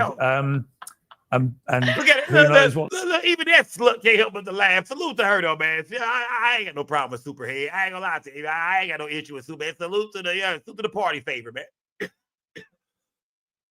Look at that list of niggas, man. Damn, that nigga Mystical fuck too. And it's crazy because Mystical, the nigga who actually out here raping that, allegedly, all allegedly. I don't know the gang. Like I said, I wasn't there. I ain't seen Mystical do shit, but Mystical, the nigga out here taking ass. So here we are talking about Diddy. She had sex with her. I mean, with a nigga that's locked up for rape. Ain't saying nothing about this nigga. But she thinks, didn't say I woke up in Mystical house and something wasn't right. The fuck, where am I? But yeah, but we here talking about Diddy. Let me run that list by one. I gotta hear that list one more time. Hold on. And you were kind, and I left. Nothing happened. Just in the last 24 hours, I gotta hear that list one more time. I question we know Lil Wayne what was I on the thought list. I knew Jay-Z about my time was on the list. You detailed in your books romantic relationships with a lot of famous people from that world. Jay-Z, DMX, Van Diesel, Lil Wayne, Method Man, even Bill Maher, LL Cool J, Mr. Carl, and others. LL Cool J. Ain't my nigga LL been married this whole time? Is my nigga LL Cool J been married this whole time? Right or wrong, gang? Haven't LL Cool J been married for like 35, 40 motherfucking years? Right or wrong in my chat? Let me know the chat. I might be wrong, man. Has LL Cool J been married for a long ass time, man? That's a damn shame, boy. That's a damn shame, man. It is. Come on, man. It is. I'm not, nigga. Y'all my snitch. She's the rat. Y'all get what I'm saying? This is my snitching ass skull. Look, I'm saying, how dare her put that nigga in that book like that? I'm like, damn, nigga married. She did a nigga like that. Damn, I'm sure half of them niggas was married. Yeah, I'm sure half. Ladies, how y'all feel about Superhead, man? Y'all like chicks like this, man? Sleep with your goddamn husband and shit like that. Is that cool? Yeah, I ain't the one snitching. Yeah, I'm just acting like, damn, that's how she did LL. Y'all know he went through some shit at the house. See, we sit on this motherfucker bullshitting. You know LL went through some shit at the house. LL probably got his drawers cut up. LL probably sleep in a hotel for a couple of months behind this bitch. Stop the bullshit, man. Smash that like button, man. I'm saying she fucked her. I'm sure him and his girl got into it behind this shit, man. And your name is in a book, breaking down our whole sexual experience every time you hit her. Oh yeah, LL was on the couch for a minute, man. LL was on the couch and we didn't even know it. You had a lot of famous guys you dated, and who knows what the nature of what happened with Diddy was about. But do you feel that this whole world has now changed irrevocably as a result of what happened to Diddy? No, because nothing has happened to Diddy. Nothing has happened to Sean at all. What has happened here is that here's the deal. It's not a Diddy issue. Like, Diddy is a problem, but he's not the problem. Okay, he's not the problem. From Cosby to Combs, Weinstein to Epstein, and everything in between, they're all different tentacles of the same beast. And this is a story as old as time. The abuses of men, men in power especially, men with money. And I think it only increases over time as women become more free and more liberated, being able to make our own money, being able to, buy our own homes, being able to start. And look, I'm going to say this. I got to say this. And that's why, women like you just got to accept what it was, baby. You got to accept what it was. Don't come on here now. I'm speaking for all the men around the world. Don't come on here now with this bullshit. If you want to be famous so bad, you want to hang around celebrities so bad, why do these type of women, because I'm not talking to all women, I'm talking to these type of women right here, the groupies, the one who will fuck any nigga as long as he got some fame to his name. Why do y'all do that shit and then come back later on and act like you a victim? You only want to fuck a nigga because of his reputation. It's like a nigga in high school. You just superstar of the team, captain of the basketball team, captain of the football team, and they lined up ready to get some ass. Like, you want to fuck me because of my accomplishments and everything I got, my money and everything I've done in my life. You doing this because of how great I've done in life in this business. That's why you want to be around me. It's because of my accomplishments. You wouldn't like me if I didn't have none of this shit. You wouldn't fuck the whole team if us niggas wasn't on the radio every day and on videos on MTV and BET. You wouldn't do that shit with just no ordinary ass nigga. And it's a lot of women right now, a lot of women in this chat, a lot of women I know who wouldn't do shit like that. It's a lot of women out there that go get their own fucking money, man. It's women that give and go to work every day so they don't got to be no chick like this. So they ain't got to depend on nothing from no man. Or even if you got a man, y'all going half on shit. You making sure you bring what you bring to the table. It's a lot of women that go out there and actually work for their money and don't do all this kind of shit like that. So let's start respecting them. Yeah, let's start respecting them women. Why are we always trying to help these sluts right here out? Or all feel sorry for them? Nah, what about y'all women who don't get down like that? You go get your own motherfucking money. What about y'all? Yeah, I'm not supporting this right here because you don't gotta do this. Yeah. You ain't gotta get down like this. There's several women out there that do their own, they got their own money. You know what I mean? They go to work every day. That ain't letting 10 different niggas a week fuck on them. You know what I mean? Come on, gang. Like, I mean, we got to stop accepting this shit, man. These women are not victims, man. They ain't victims, man. It's like a nigga just wanting to fuck every bitch in his neighborhood. And then come back later on and say, oh, I was abused. They all ran through me, man. They all gave me head, man. I can't even take it back, man. They all did it to me, man. They passed me around, man. They passed me around like a blunt, man. I don't believe they did me like that. That shit would sound retarded coming out of a man's mouth now, wouldn't it? And the first thing everybody gonna say is, nigga, you chose, you pulled your dick out. What are you talking about? Nobody take it from you, fam. You willingly did all this. No women didn't hold you down. So why do they get this? Like I'm being for real right now. Why do we let this shit go on? Y'all get to make your own decision. This woman never said nobody made her do shit. All these niggas that they named off a lot of these niggas had wives, had girlfriends, and she knew this shit and didn't give two fucks at all. But then people will turn around and treat her like a victim. I bet LL Cool J wife don't look at her like no victim. It is like, come on, gang. Like, we gotta stop. Ladies, I'm not saying there's nothing wrong with y'all being no freak. Ain't nothing wrong with that, man. If you want to be the next superhead, well, God damn it, go out there and do it, man. You want to go fuck your life away and fuck day and night and give it to every nigga, do it, man. I don't care. It is. Toy, we don't know they hoes right away, Toy. We didn't do it. We don't know all the time. Sometimes hoes can be hoes and you not know until you actually deal with them, Toy. Stop that. We don't be knowing sometimes. They don't do that. Yeah, some hoes can hide it. How many bodies you got? 2. Later on, you find out 200. Smash that like button, man. But yeah, we got to stop letting these females do this shit, man. If you choose to live a certain lifestyle to party your ass off, like Cassie, like goddamn Jane Doe, if you choose to party like that, get down like that, run with that kind of crew, and then talk about a broke chick in a heartbeat, laugh at a broke woman, tell her she ain't got shit, bitch. I'm over here wearing designer. I got the brand new Benz. I'm red carpet, VIP, private jet. Will laugh at a hardworking woman until how she with these niggas getting, you know what I mean? And these ain't victims, gang. Yeah, these ain't victims, man. These are not victims. Shanique was town business. She's still cute though. Yeah, ain't nothing wrong with her. There's nothing wrong with the woman. Oh yeah, she is a nice looking woman. You're a very attractive lady. It is attractive. Now zoom in on them jawbones. Now zoom in on them motherfucking jawbones. Smash the like button, gang.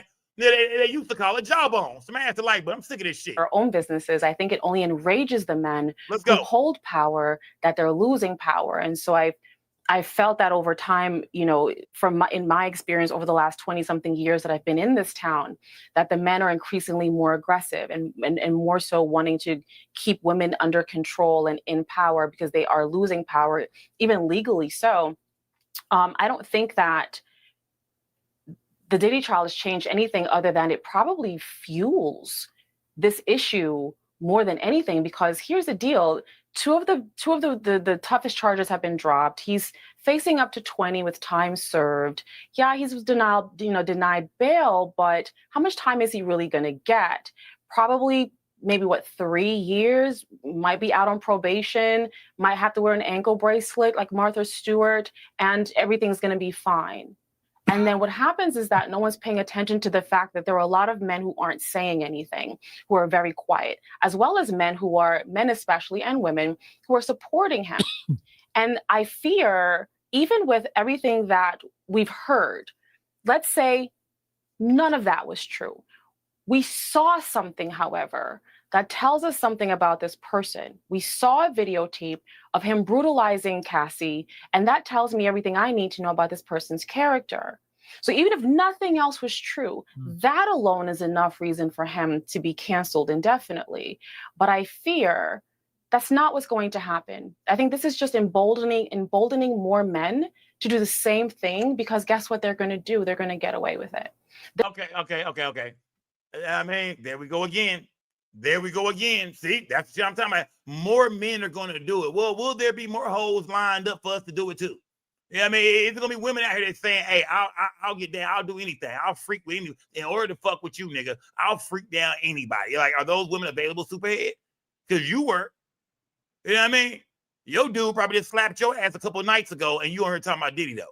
Put your own, man, look, I can't stand when people really talk about people's relationships, because we won't air our own shit out.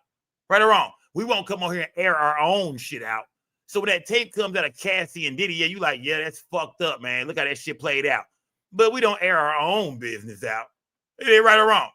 Everybody got some secret business, some secret shit in their closet, some things going on in their relationship that you ain't publicizing. But yet and still, we could all talk about Diddy and what him and Cassie was going through and this and that. Look, I wasn't there. I don't know. We did see the video. That was wrong. But at the same time, with their relationship and what they was going through, I don't know, man. Do Cassie come off like a little toxic ass chick to me? Yes. Do Diddy come off like a crazy ass maniac? Yes. You put that shit together, everything is fucked up. This is not one side in my eyes, gang. That's what I'm saying. Everybody has to be accountable, hold themselves accountable to your part in the shit you doing, whether you young or not. I don't want to hear that she was 21, 22 shit. Yeah, so was I.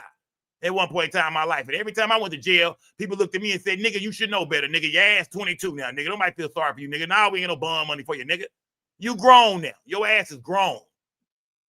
Yeah, come on, man. I mean, everybody needs to hold themselves accountable to what they did, man. Diddy and Cassie. Oh, boy, suing Cassie because he said, shit, baby, you was the one contacting me. You was the one that trafficked me. We heard Cassie on the phone threatening to kill some dude if he put the sex tape out. You know what I mean? Like, we know Diddy paid money for the sex tape not to come out. Diddy turned and extorted Cassie mama for $20,000, and they was both fucked up, it seemed like to me. It seemed like Cassie and Diddy was too crazy, motherfuckers. That's why it went on for so long. 11 years? 11 years? Picture that toxic ass shit going on for 11 years. Come on, gang. Diddy is fucked up. I'm not gonna lie to y'all. Diddy a fucked up nigga. He got all that paper. He acting a goddamn fool. He do what he want to do. He cutthroat. He probably kick people in and out of his life all the time. Diddy is a fucked up cutthroat nigga. But you got to look at the woman too and say, hold on, baby. You know what I mean? Like, come on, baby. Like, you got to empower this nigga, man. You was down for this nigga, man. You was ride with this nigga. When people tried to save you, Cassie, one of her friends called the police to actually report what happened at the hotel when she seen Cassie, I think, or maybe it was another time where Cassie was beat up. And Cassie told the police, she didn't know what the fuck a homegirl was talking about. That ain't true. I don't know. I have no clue. So people around you even was trying their best to help you. But because that nigga had what he had, come on, gang. I mean, I think we got to hold both of them accountable, man. Smash the like button, gang. There are men in this industry who have left this country, who are now living on islands in different countries. Russell Simmons. Yeah, it's about Russell Simmons. You know, to escape persecution from things like this. There are men that I know personally who are involved in this, who have done things similar to this, who have parties like this. Diddy's not the only one. This is not a Sean Combs problem. This is a societal community issue here in this town. And it's not just the artists. It's also their attorneys, their publicists. It's the hotels. I was brutalized in a hotel, and guess what happened? That tape disappeared. When I went to get my police report from the police station, it was destroyed, all within 48 hours to protect the person who had brutalized me. It is systemic. So it doesn't matter, you know, if Diddy gets off or not, in the sense that it won't stop anything. I think if anything, it makes it all worse. Hey, look, hey, ladies. Well, that's what happened when you fuck with a powerful rich nigga. You hear me?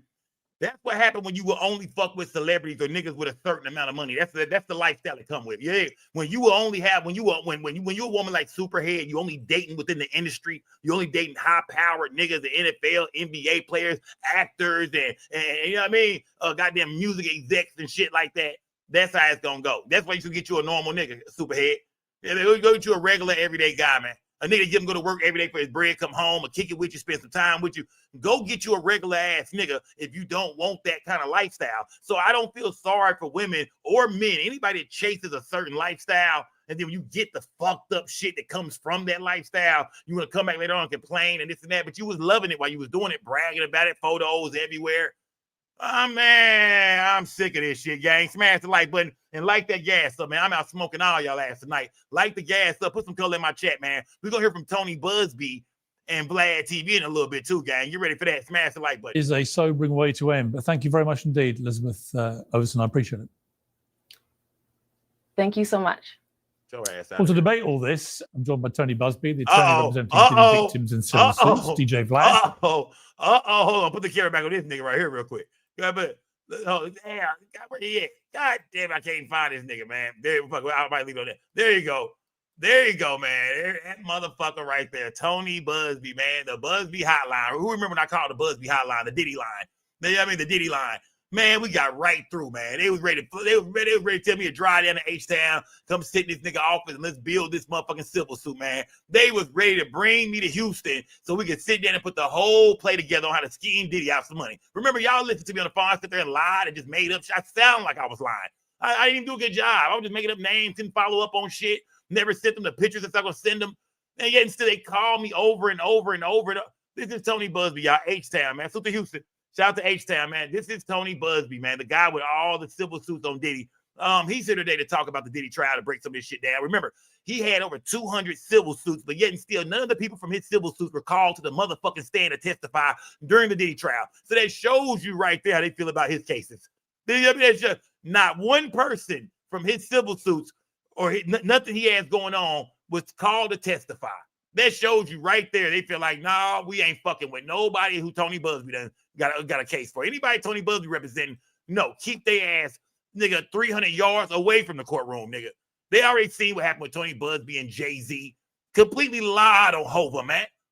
And I don't like that shit, man. Look, I'm a fan of hip-hop still, y'all. And I'm not saying them niggas can't do no wrong. I'm not saying Jay-Z. And we know Diddy a weird-ass nigga. But damn, man, they trying to take down everybody and took R. Kelly out the game. I'm not saying he didn't deserve it. They hit Bill Cosby for they said for slipping them Quaaludes and some drinks in the 70s. I mean, come on, gang. Come on, man. Smash the like button. Salute to everybody in the building. But yeah, Jay-Z attorney put this nigga on blast, made him look crazy, and they dropped the motherfucking fake ass civil suit, which people came forward and said this girl is lying. She even mentioned witnesses who were there at the party and seen her there. Found out them witnesses wasn't nowhere in town that night. So remember, Tony Buzzbee didn't already tried the bullshit with him on Jay-Z. It didn't work. It didn't. And don't forget, this is the same nigga trying to sue Chris Brown for the fake fight in Fort Worth that didn't never happen for real. Them niggas got into it with some different cats in the front. They just threw Chris Brown and Yellow Bees and all them niggas in that shit. I talked to somebody who was there. They was like, nah, them niggas, Chris Brown wasn't fighting nobody. But yeah, instead, they went and told Tony Buzzbee, we got to do a fight with Chris Brown crew. He just started a fight and said, hey, don't that nigga owe you some money? And Chris Brown just beat him up, and we suing. Man, they trying to take down all the black heroes, gang. All the black celebrities, man, all the men. They trying to get their ass the fuck up out of here, gang. They trying to get them out of here. They trying to get them out of here. Smash that like. But, man, salute to everybody in the building. Let's check in with Tony Buzzbee, DJ Vlad. Let's go. Civil Suits, DJ Vlad, Smash the like commentator and host of VladTv, and our very own uncensored contributor, Esther Krakau. Esther, as we listen to that, what were you thinking? I mean, what she said at the end there was very poignant. This is not a Diddy problem. This is an industry problem. I do find it quite telling that she said she was brutalized as well in a similar fashion that Cassie was. And then within 48 hours, the tape vanished. And I think a lot of the fault has to be laid at the nature of the system. We used to say that all you need is consent, whether it's you sign consent or yes, we're good to go. But actually, when you contextualize it, these women that, okay, yes, they are drawn in by the glamour of being with someone like P. Diddy or a high-profile person, you can choose the names. They are drawn into the system, but nothing means that they deserve to be beaten up and treated like ragdolls in the way that Cassie and arguably this lady said. And so we need to be looking at the cultural issue as well. That's the fundamental issue. It's not just about you sign a piece of paper and you can make an NDA, keep you quiet or whatever. The culture is telling women that actually you can be treated this way because you happen to be in this space, and all that keeps everything above board is the legality. And unfortunately, the culture is our problem. It's not the problem of the federal prosecution. No. I wish I was here to debate with this sister right here. Salute to her, man. She had a voice. I'm listening to her. And baby girl, it's not that. It's not about the fact that they want to be in that space with those men. It's about the fact that they're living reckless. There's a lot of STDs out here. You can get pregnant by somebody that don't want your ass at all. Yeah. These men or some of these dudes are married and shit like that. If you was the other woman on the other side, you wouldn't want to be done like that. It's about the fact that it's a reckless lifestyle when you get with a man of power, fame, and money and start allowing this man to get you to sleep with all these men, or you sleeping with all the men. It's just a reckless ass lifestyle. We're not saying they wrong for wanting to be with somebody of that stature. We're not saying that. We saying it's the way you'll do anything for this motherfucker. I mean, anything. You will disrespect yourself and abuse yourself for this motherfucker. That's what we saying. Because remember this, gang, everyday ordinary niggas like me, you know what I mean, niggas in this chat, we can't just pull up somewhere and 100 women jump out and want to give us all they some pussy and do whatever for us and shit like that. To most of you niggas in this chat, a famous nigga pull up and be done snatched your bra right the fuck out your household, nigga. Your kids and all in the bedroom, crying and screaming, nigga be done snatched your girl up out of it. So we look at women sometimes and you say, look, man, don't y'all see it's 2025. Y'all understand by looking at the internet for the last 30 fucking years, 25 years, y'all understand what's going on with these type of men. This ain't no secret that these NBA niggas, NFL niggas, rappers, that they all have millions of women. This ain't no secret no more. The lifestyle is not a secret no more. We can't keep saying, oh, you walked into some shit.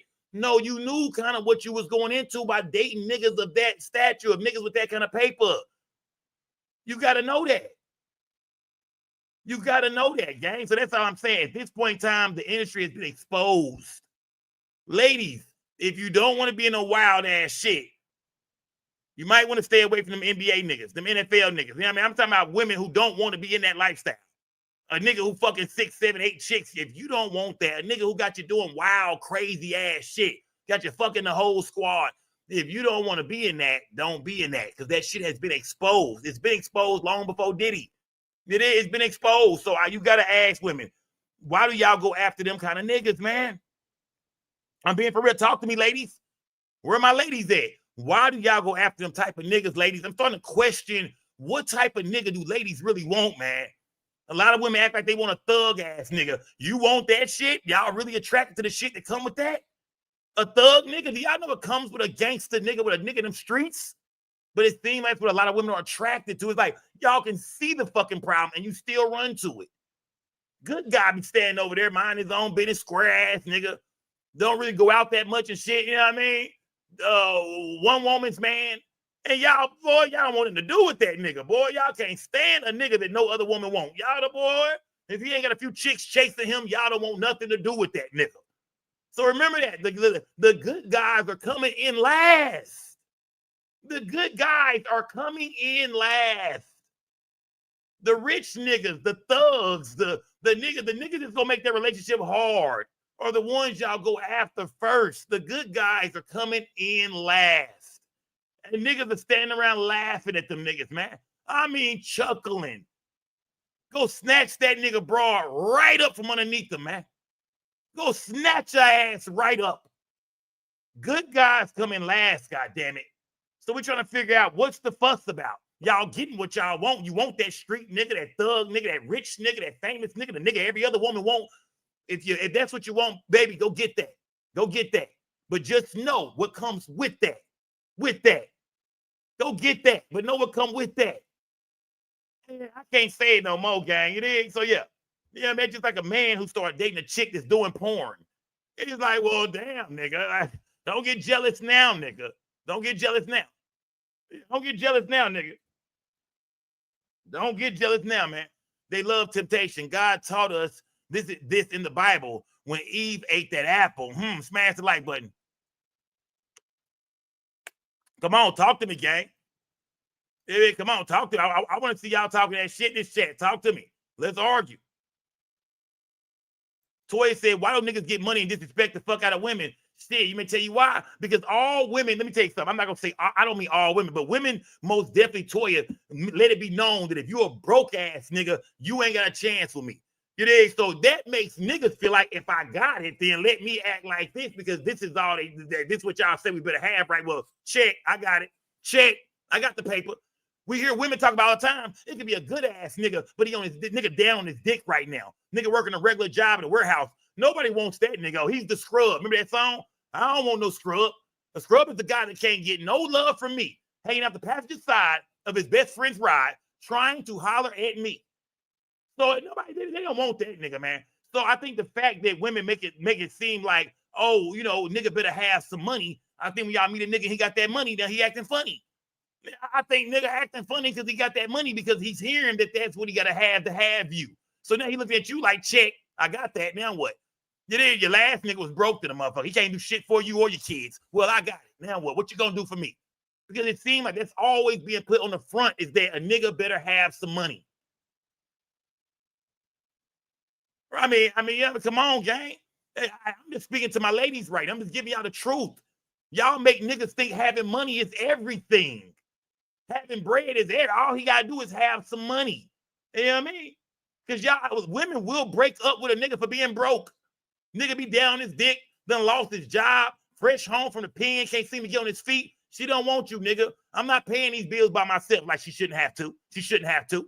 But we know being black in America for a black man is going to be tough. It's going to be rough. You going to ride with me, baby, or not? Because if I ain't got no money, you let me know. If I can't get my shit together, you don't want me either. And it's rough for a black man out here, man. It's rough for us. So when you do see niggas with money, they acting funny. Because money is always the conversation. Money is always the topic. When you start dating a nigga, the first thing your homegirls want to know is that nigga getting some motherfucking money? Is he paying some bills around that bitch? Is y'all eating over there? You dig? But remember this, I'm not saying because a man got money, he should treat a woman wrong. I'm not saying that at all. That's not what I'm preaching here. I'm saying that when niggas got a lot of money, like some of these niggas who they fucking with do, oh yeah, that's how them niggas acting now. I mean, they feel like they're on top of the world. They feel like a lot of women just want a nigga with money. Smash the like button, gang. Smash that like button. Salute to everybody in the building, gang. Salute, man. You know what I mean? But salute to this sister. I'm listening to her. It's the problem with us as a society. The PAs, the people that are handling their press releases, the lawyers, everyone, they are part of the culture, that culture of subservience and allowing these people to do things that are legally above board, but are horrible and just quite vile. I feel sorry for Cassie because I do think the prosecutors misled her. The case was very, very shoddy on many levels. You can't have a conspiracy with just one person. That's not a conspiracy, that's a thought.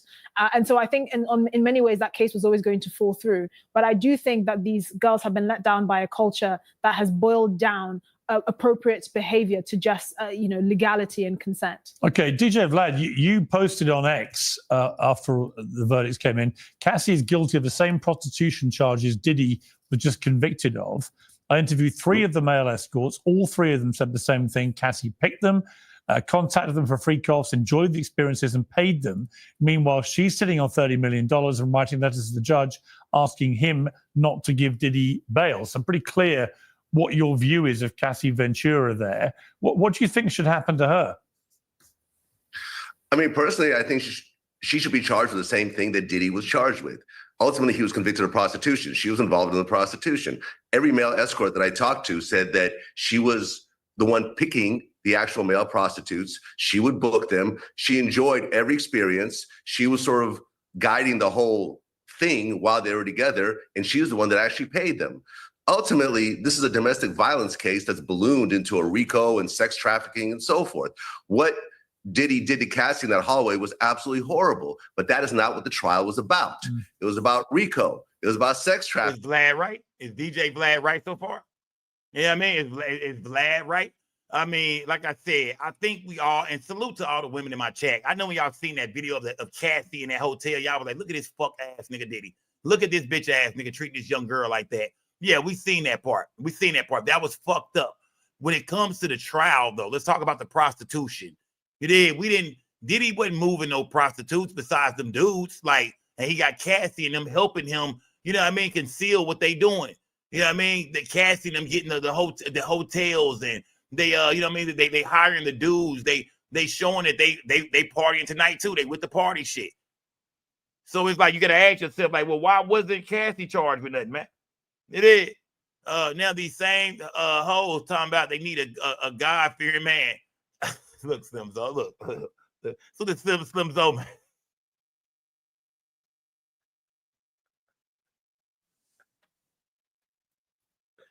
We're not doing that, Slim Zo. We're not going that hard on them, fam.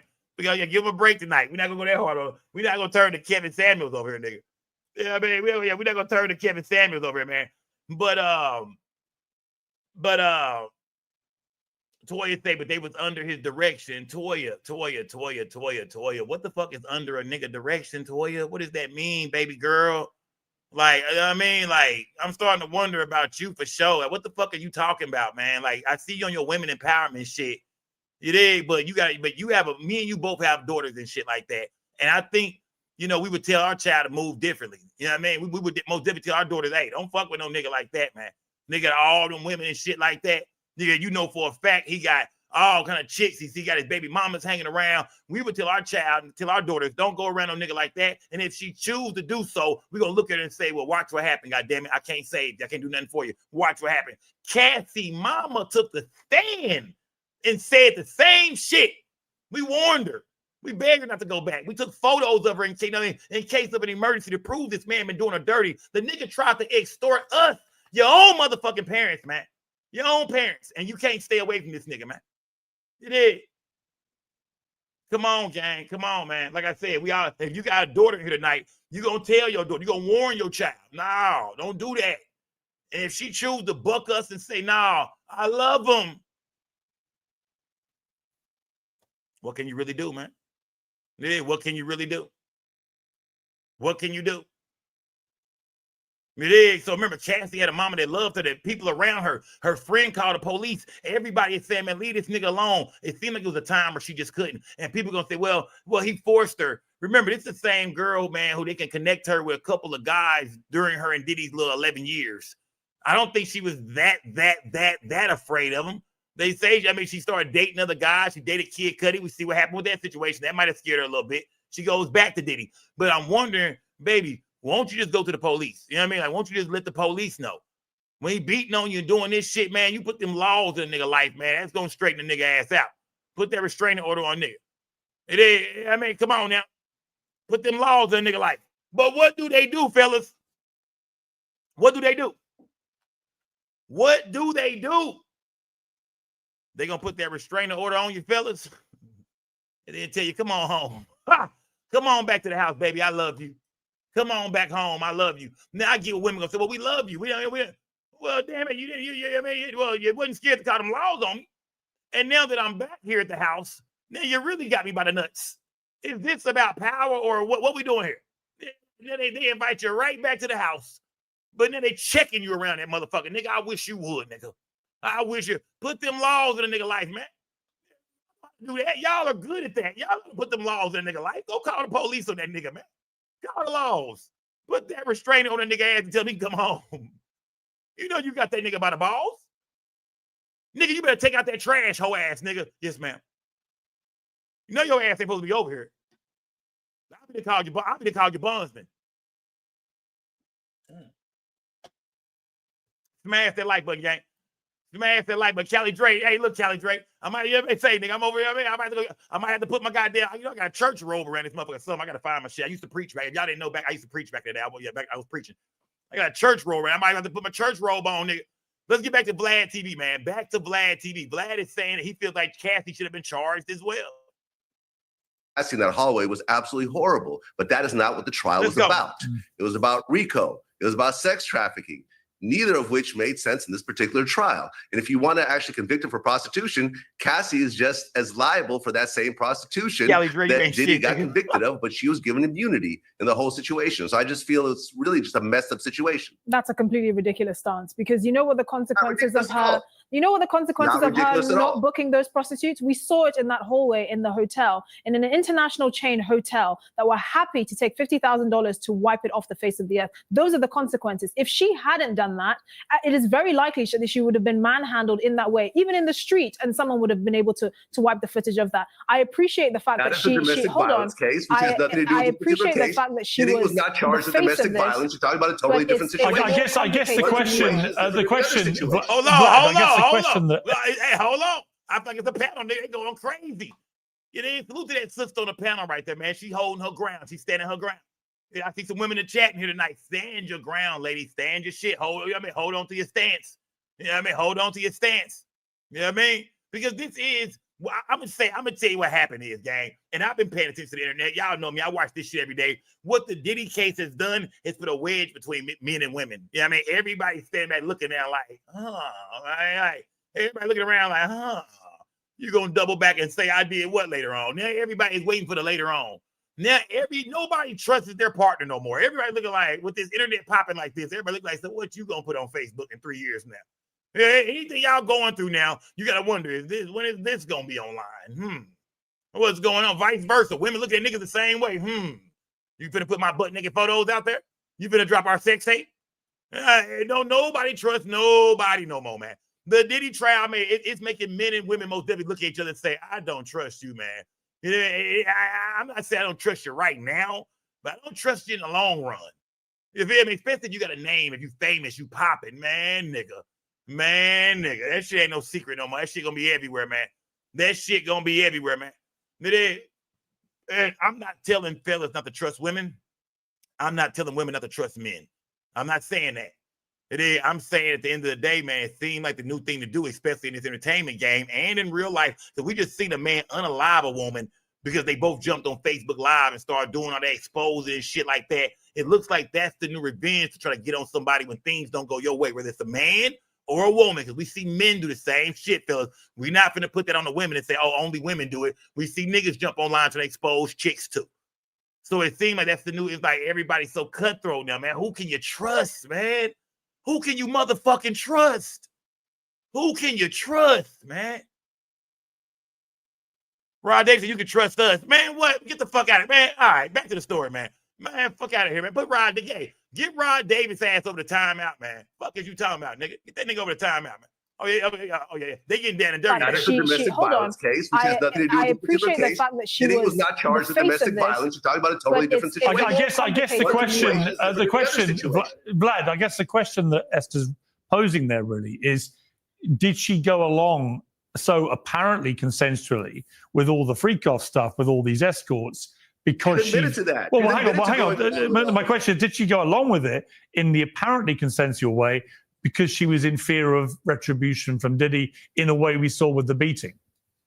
No, I don't think so. At the end of the day, this was an artist that had one hit song 20-something years ago. She had the ability to leave at any point. She was signed to a label, but labels leave artists that don't react constantly. She could have went. She stayed because she wanted to be in that particular situation. Now, people are going to argue with me and so forth, but at the end of the day, she stayed because there was no one else that was offering her a record deal. There's no one else that was spending millions of dollars on her. There's no one else that was showering her with gifts. So she decided to stay. And ultimately, at the end of the day, when the money ran out, when she married a broke fitness trainer and had to go move back in with her parents, and the money completely ran out, then it's like, okay, let's sue Diddy and let's get $20 million out of him. That is my take on it. That's always been my take. That always will be my take. Okay, Tony Buzzbee, let me bring you in here. Just first off, what do we think is going to happen to Diddy here? What sentence are you anticipating? I'm expecting 2 to 4 years, I would expect. I mean, he's not going to get 20 years, obviously. He's already has time served. There's going to be some mitigating factors. He doesn't have a prior record. However, there are some issues within the case that might be reasons for the judge to go a little bit higher than perhaps normal. But I would expect 2 to 4 years. What is your feeling? You've obviously represented many Diddy victims in civil actions. You had over 100 people come to you with various allegations. What impact does this verdict have on the suits that you want to proceed with? Zero. I mean, I was listening to Vlad there for a minute, and I'm sure that same kind of argument took place in the jury room. I mean, people have a hard time putting their head around a situation where somebody might consent one day and not consent the next. And there are people in this world that believe, well, you've consented once, so therefore you're consenting for life. That is not what the law says. And I can understand why there may have been people on that jury that had the same point of view. And I'm not criticizing, I'm just saying that there's a lot of psychological issues here that people really don't understand about trauma bonding and how somebody might feel compelled to do something that they really don't want to do. But even if they said no one time, that is not consent. And I think in this trial, and we didn't have the benefit, or at least I didn't have the benefit of watching it day to day and seeing each witness and hearing how they said the things they said. All I was able to see was the transcript that I would receive on a daily basis. Obviously, the jury thought that the RICO situation was complete baloney. They thought apparently that this was not a RICO situation. There was no conspiracy, and they were trying to put a round peg into a square hole or vice versa. I did think that, given the testimony that I saw, that there were instances where Cassie and Jane were forced to do things either through financial pressure or through extortion type pressure or through force, things that they did not want to do. But the interesting thing on that, Tony, is that the jury clearly did not believe either woman when it came to any issue about consensuality. They just didn't believe any of it. I think pretty much across the board, it was clear they had not bought in to the suggestion that any of this was non-consensual. No question. I mean, I think you're right. And you know, sometimes juries do things that we don't expect. You know, I go back to whether, you know, each instance that this happened, did he have consent each time? Then I see Vlad's point. There were times when it looked like that Cassie was involved in setting some of these well, there's no question of that. I interviewed the Punisher, you know, the guy who gave evidence. He gave very powerful, eloquent evidence. And I've interviewed him several times. He's a very good talker, and he had no real kind of skin in the game. In fact, he was brought from the prosecution to give evidence, but actually ended up being a pretty powerful witness for the defense, it turned out, because what he said was everything was done through Cassie Ventura and seemed very consensual. Went on for over 2 years, you know, a dozen or so encounters in hotels where Diddy just sat in the corner saying nothing. She booked him, she paid him, she organized it. Everything was driven by her. She seemed to have a good time. Everyone was happy. I thought that was very powerful evidence, actually, for Diddy, because it seemed to contradict everything that they were trying to position it as, which was this was all coercion. Let me offer this up. You know, the government settled in on using two alleged victims. They used Cassie and they used Jane. This is Tony Buzzbee. Early on, when this all started, we were contacted by the U.S. Attorney, and they asked us, can we speak to some of your clients? So we went to, and they told us, these are the ones we want to speak to. We made those people available. They talked to a couple of those people. But I think by that point, they had decided, their team had decided that they had what they needed. They had the goods, if you will. Bullshit. Bullshit. You got kids on your roster, homie. This nigga's a liar. You mean to tell me they put a RICO together on Diddy? They really want to put this nigga away for life, really get rid of Diddy. You got kids. This nigga, I remember the little white boy who came out and said that Diddy grabbed him by was touching the side of his ass or grabbed him by the ball, something, man. And it turns out his parents was the one who took the photo, and it was all made up. And the dude was like 30 now, and he was like 10 back then. It turns out his parents was photographers for Diddy, and they would be at all the parties and shit. You got niggas who was people that were children, 16-year-olds, 17-year-olds. You got some crazy ass civil suits over there. You had a girl that was 13 the time she claimed. But you mean to tell me they didn't take nobody? They didn't take nobody on your roster. Come on, nigga, stop it. Stop it, man, Tony Buzzbee. Stop it, bro. If they really wanted to put Diddy away and they believed anything that them motherfuckers you got over there with them civil suits were saying, they would have threw all they had. They would have made a jury through, 36 people on this. I mean, the prosecution, they put, I want to say 34 people on the stand. It would have been motherfucking 50 people on that stand if anybody that fucked with Tony Buzzbee was credible. But nobody's credible, man. I mean, we noticed they didn't put Lil Rod on the stand. Remember, nigga Lil Rod had a case with Tyrone Blackburn against Diddy. Why Lil Rod didn't take the stand? Did they tell his story? Why didn't nobody with civil suits get brought to this RICO case? Because they feel like all the civil suits are bullshit made up, and half of them have been proven to be money grabs and bullshit. What about the chick that said Aaron Hall and Diddy took some ass back in the 90s? And I'm not saying they lying. I'm not saying that didn't happen. I don't know. But it seemed like nobody is credible. There's no physical evidence. This is just all hearsay. All Tony Buzzbee cases are just hearsay. Nobody's seen it. Diddy just pulled me into a closet and took my drawers off. Man, smash that like button. Yeah, Tony Buzzbee is full of shit. This white boy is racist, and I've been telling y'all that for the longest. He only get paid off rich niggas when you take them down, man. Smash that like button. Proceed with Jane and with Cassie. I think that was a mistake. I will say, as I watched the trial, or at least learned about the trial daily as it went on, I thought the government was doing what they needed to do to get a conviction. Obviously, that wasn't the case. Obviously, they did not believe that they believed that Diddy had consent, and they didn't believe there was a conspiracy. And obviously, the transportation to commit prostitution, that was pretty cut and dried. And I think everybody, no matter which side you fall out on, believed that there would be a conviction there. But there is a point, isn't there, that which Vlad made, I thought, pretty compellingly, that if you're going to convict Diddy and you don't believe that it was non-consensual and Cassie did all the booking, why is she not being charged? And could it be that the reason that she turned on Diddy was to preempt potentially some legal exposure herself? Who knows? We'll never know that. They gave her immunity early on, and they that's the horse they rode with, and we see what happened. Well, I don't think it's that cut and dry. I think consent without fear of consequences is not, with fear of consequences, not actually consent. So if you were going against Cassie, for example, you're going to try her, all she has to do is show you that video and just say, look at what happens if I didn't do that. Now, I don't think it reached the threshold for the jury for RICO, which I completely understand. Like I said, a conspiracy that involves one is a thought. But this is why I say this is not a problem for the courts. It's a problem for culture and society. Cassie met P. Diddy when she was 17 years old. She signed a 10-album deal with P. Diddy by the age of like 20 or 21, which is virtually unheard of in this industry. I mean, I'm sorry, she wasn't Beethoven. She didn't have the kind of talent that would warrant that kind of record deal. She was clearly groomed. Yeah, Diddy was on some bullshit with that, man. 10 records. Come on, man. 10 albums. Nigga had to sign to a 10-album 360 deal. Nah, Diddy, you was wrong for that. Yeah, that was some controlling shit. See, I will point out when Diddy is wrong. That's wrong, man. You signed to a 10-album deal. That's her whole fucking career. A lot of people didn't put out 10 albums. A lot of people don't make it to the goddamn third album, let alone the second album. So yeah, Diddy most definitely was, that was a snake ass move and a controlling move by Diddy to most definitely try to control Cassie. So yeah, we can see where Diddy was a manipulative ass nigga for sure. Yeah, well, we're not saying Diddy right about everything. Them 10 albums, that's some bullshit. And yeah, because I mean, and her one song was a jam. We're not gonna act like that one song wasn't jamming though. That one song was jamming like a motherfucker. Now, amongst all of that, could you say she could have got up and left? Okay, arguably, yes. She was with him 10 years. Yes, but the thing is, he she was with him 10 years, and the Punisher was very clear. Yes, she did not give any impression to him of being anything but a very enthusiastic and willing participant. It's quite kinky stuff. Look at what happened when she tried to break up with him and date what's his name, the rapper.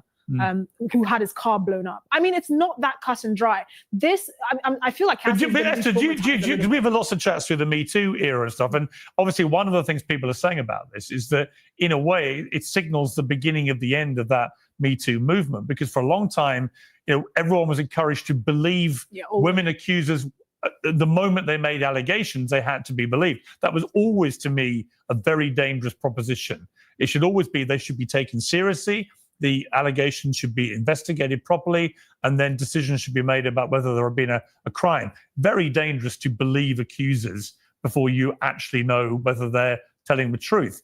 But here we've got a situation, I think, where if he'd been in this case 3-4 years ago, he would have gone down. I don't think. I think the jury, I suspect, has moved with the times. I think the whole Me Too issue was a separate kind of beast.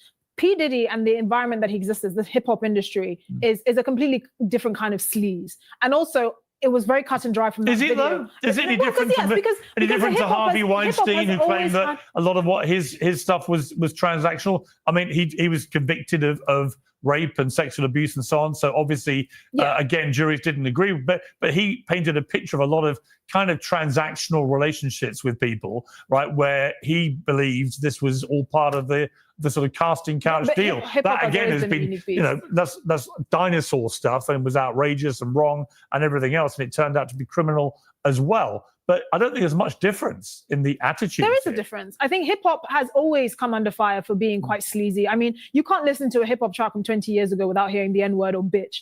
It's always been quite sleazy. They've always been quite actually vocal about the fact that they treat women like pieces of meat. And the women, a lot of the time, are happy to be treated that way because they get a lot from it. Well, okay, so that's interesting, isn't it, Vlad? Because that is part of that hip hop culture. There's no doubt. A lot of women have embraced that kind of, you know, very misogynist language, the lyrics and so on and so on.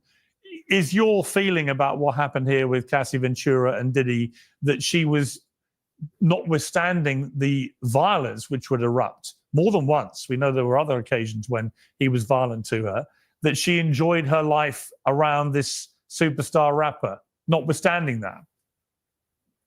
I don't understand the question. Can you well, that she accepted the violence and was prepared to stay in the relationship because she enjoyed everything else?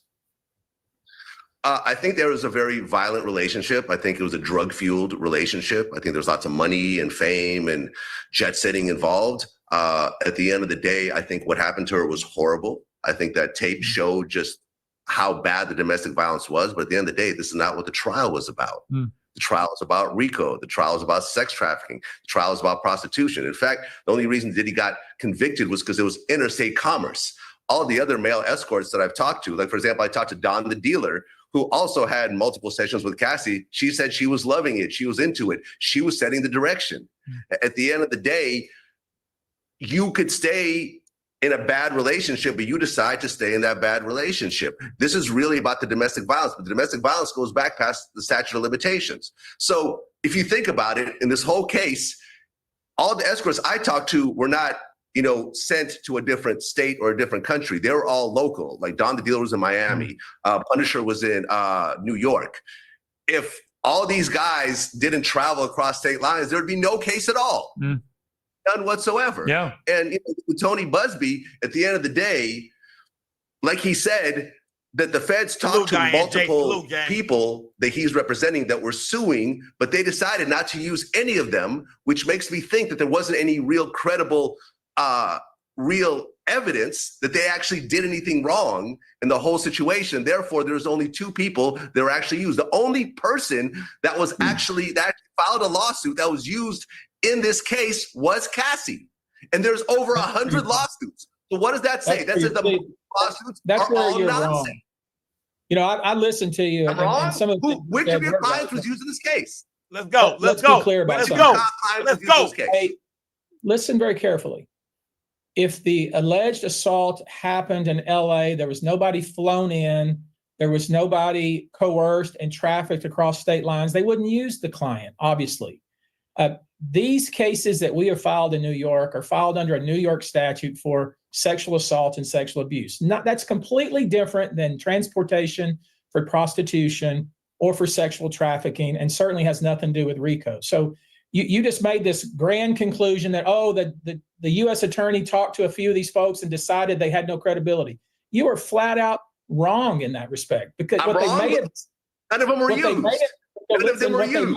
How am I wrong if none of them were used? Decided is that there was nothing that happened across state lines, and there was no sexual trafficking, which is what the case was all about.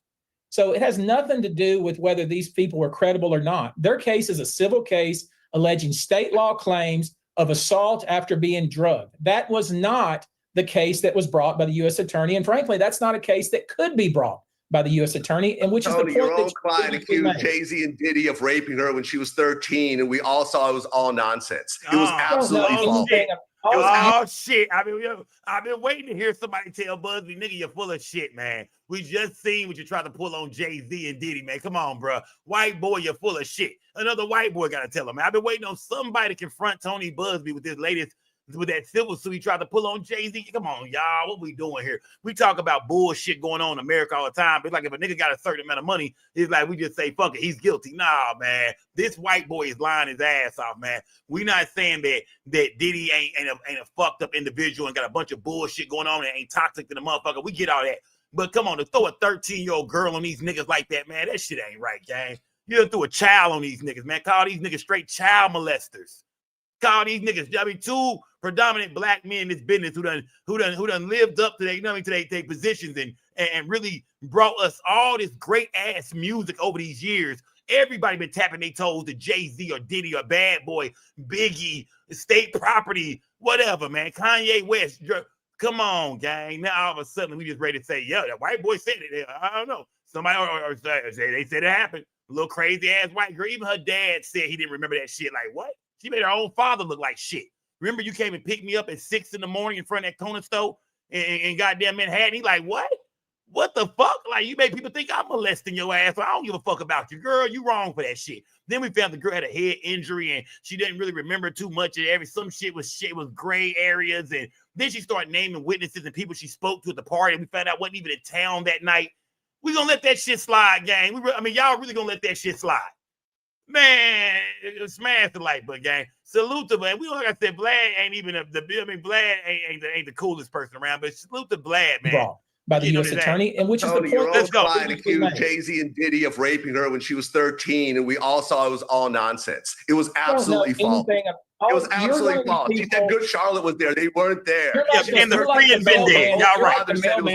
Y'all said in my chat, and the friend was dead. That's right. The one witness, the friend that took her there, the one witness that took her there was now dead. And everybody ran with that shit, man. Come on, gang. We gotta stop. We always talk about black people are treated. We gotta stop treating our people like this, man. We got to. Black men got it hard enough, man. We get accused and blamed of a lot of shit that we don't do already. So it's like, come on, gang. People like Tony Buzzbee, man. This nigga is a cancer to the culture, man. It was absolutely false. She said Good Charlotte was there. They weren't there. You're like the mailman. You're like the mailman. It was all nonsense. Jay-Z sued you over that. Come on. Like you have a long history, not credible. Give you a little bit of information, a long history, all these broad, long history. Don't even know what you're talking about. Have you won a single lawsuit with any of these people you've represented? A single lawsuit. Literally 30 days ago for $640 million, pal. So don't be telling me about winning lawsuits. With Diddy? More lawsuits than any lawyer in the United States. So I don't hear with Jay-Z. How many lawsuits have you won against Diddy and Jay-Z? You hear that? I just won a lawsuit for $640 million the other day. White boy got that paper. I ain't gonna lie. Got a lot of land out here in Texas. White boy got that paper for sure. But you see him bragging, but we don't give a fuck about what lawsuit, what civil suit you won, motherfucker. Did it have anything to do with Diddy or goddamn Jay-Z? That's what we ask you. Quit trying to move the goddamn goalpost. Did you get any money from anybody? Have you won anything behind the 300 cases you got against Diddy? No. Answer the question, white boy. Smash the like button, man. Yeah. He trying to deflect this shit. Smash the like button. None it went to trial yet, knucklehead. Think about it. They don't just file a case, go to trial. Let's go. You won nothing. Okay, let me just jump. All right, look, the reality is we're going to find out, right? We're going to find out, Vlad. We're going to find out, Vlad, whether any of these civil cases do end up. None of them will be won. Maybe one or two will be settled because of their headaches. Okay, there are over 100 people. The one thing I do find very distasteful is there are reports that Diddy got a standing ovation in prison when he returned from this verdict because people like Brad. Because his lawyer said that they love the idea of him beating the feds. And when you watch that video, when you watch the video of him beating up Cassie Ventura, the idea that guy becomes any kind of hero, I think would stick in all our gullet. Can we agree on that?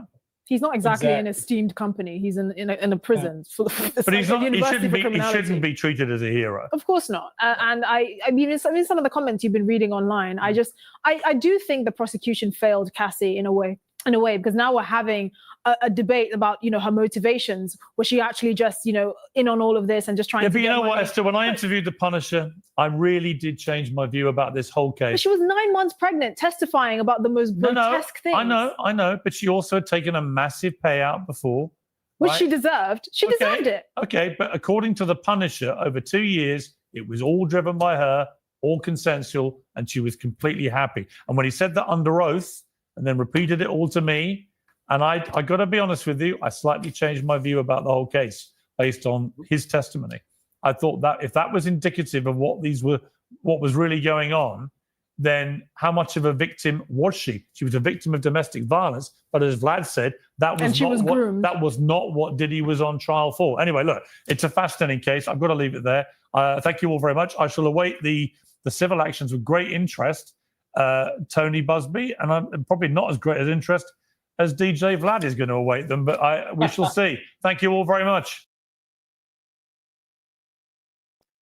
Salute to everybody on that panel, man. You did, yeah. Salute to everybody on that panel. Salute to Pierce Morgan, man. Salute to that sister at the end, man. Vlad, Tony Buzzbee. I mean, hey, man. But I mean, I don't think Buzzbee is gonna win shit at all, man. I think after what happened with Jay-Z and that whole situation, I don't think Diddy is trying to fold the Buzzbee at all. You don't want to pay out nobody in that shit, fam. You pay one motherfucker out, you might have to pay them all out. If it's any proof that you paid a few of the motherfuckers out, that might be what leads to you having to pay everybody out. So if I'm Diddy, I'm not giving Tony Buzzbee clients a motherfucking dime. But yeah. But we can see that it's most definitely a mission, man, to tear down hip hop, man. And I'm gonna say this, gang. I don't believe that niggas in hip hop are all innocent, ladies. Remember that. I think a lot of these niggas are sick. They money power. I mean, they power hungry. You know what I mean? They most definitely not only treat the women like shit, but niggas around them like shit. You know what I mean? Ain't really feed niggas around them. Got everybody doing a lot to get the little crumbs they throwing around them. But I'm gonna say this in life, man. I mean, I want everybody to listen to this right now. This is what happens when you allow somebody else to be successful and you hanging around them for some kind of opportunity, whether it's money, whether it's a record deal, whether it's the trips, the vacations. I'm talking about men and women. When you are hanging around somebody because of the accomplishments they got under their belt and the shit they've done for themselves in life, the life they built for themselves, and you around them for those reasons, that's what's keeping you around them, expect to be treated like shit. You hear me? Expect to be treated like shit, man. And I'm going to leave it like that, gang. Expect to get treated like shit when you're around somebody that has accomplished so much and people come and go. Expect that, gang. I've been around that kind of shit. I've witnessed that shit with my own eyes. I've seen it. I've been in this business. I done seen it. I done seen motherfuckers hang around a motherfucker just to be around and shit like that. And next thing you know, their ass gone. You know what I mean? Next thing you know, they gone, man. You know what I mean? They didn't get what they want or whatever it was. The opportunity didn't come and they gone. Because let's not act like people don't use rich people all the time. Let's not act like, you know what I mean? Like, let's be serious, gang, right now. If anybody in this chat was worth $50 million right now tomorrow, y'all don't think y'all life is getting ready to be filled up with a lot of people trying to use y'all? Y'all don't think y'all phone finna start ringing a lot more? You're going to be found way more attractive? Everybody want to party with you now?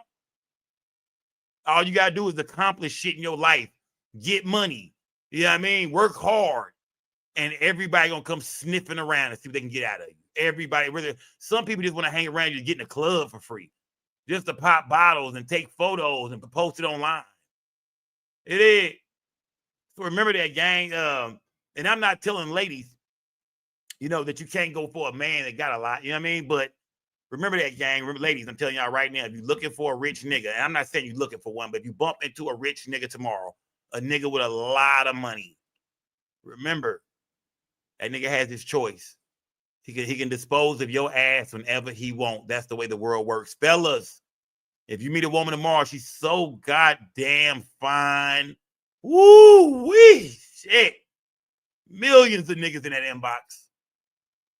Remember, your ass can easily be replaced. You did. When you go after somebody that everybody wants, it makes it easy for them to act a goddamn fool with you, man. It makes it easy for them to treat you the way they want them. I mean, the way you might not want to be treated. You hear me? Jennifer Scott said you still gotta have your own for sure. You better have a goddamn shoe. You better have a Jordan shoebox stashed away somewhere. You did. You better have a Jordan shoebox stashed away somewhere. Put a couple bands in that motherfucker, ready to get your own crib and furnish that motherfucker and pay some bills. Because if you don't, your ass is in trouble. You did.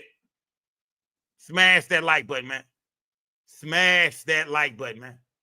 Salute to everybody in the building, gang. How do y'all feel about that, though, gang? How do y'all feel about, about just, and tonight it's bigger than Diddy, man. It is. Like I said, it's bigger than Diddy, y'all. It's bigger than Diddy, man. You feel me? No Diddy. You know what I mean? But at the end of the day, it's really coming down to men and women all around the world. You know what I mean? All around the United States, looking at this case with Diddy saying, what's really going on? You know what I mean? Do these rich men need to be held accountable and locked the fuck up for the way they're treating people? And in some cases, yes, for sure. But then you got to look at some of the women and say, hold on. Not just the women, but the security guards, everybody that makes up the team, everybody that moves around and travels with this person, because this person is the reason for the season. They the reason y'all eating so good like this. They the reason y'all getting into all these places and feeling so good and so popular and shit. I'm talking to niggas and women. You know what I mean? When you hang around somebody for those kind of reasons, man, hey, it's gonna be say, man, good luck. Hollywood T, what's good, gang? Good luck. Yeah, good luck. Yeah, good luck, man. That's all I gotta say, man. To anybody that wants somebody that everybody wants, because it's billions of people in the world, man. It's billions of people. Ladies, I suggest y'all go after the niggas who gonna treat y'all the way y'all want to be treated. You know what I mean? And if you know a nigga got a million chicks already, the nigga doing this, he doing that, doing this, doing that, doing this, you can see it. It's in your face. You see it. Because with niggas like Diddy and Irv Gotti and all the rappers and shit, you can see it. But ladies, I'm not telling y'all not to fuck with them rap niggas or them NFL niggas. I'm not saying don't do it. But you got to know what come along with it, man. We too old for this shit, man. And even for the girls that's young, that's 23, 22, 21, it's all over the internet, man. Y'all see what half these chicks going through, man. So if you signing up for that shit still in 2025, then can we really feel sorry for you, gang? It is. Can we really feel sorry for you? You got what you wanted. You stunting on them hoes. You stunting on all them bitches. Your friends, everybody want to be just like you. But now tell them about the dark side of it. Yeah, everybody envy. They all envy you, girl. They all want what you got. Now tell them the other side of that shit. You feel me? And that's life. That's life, my nigga. That's life.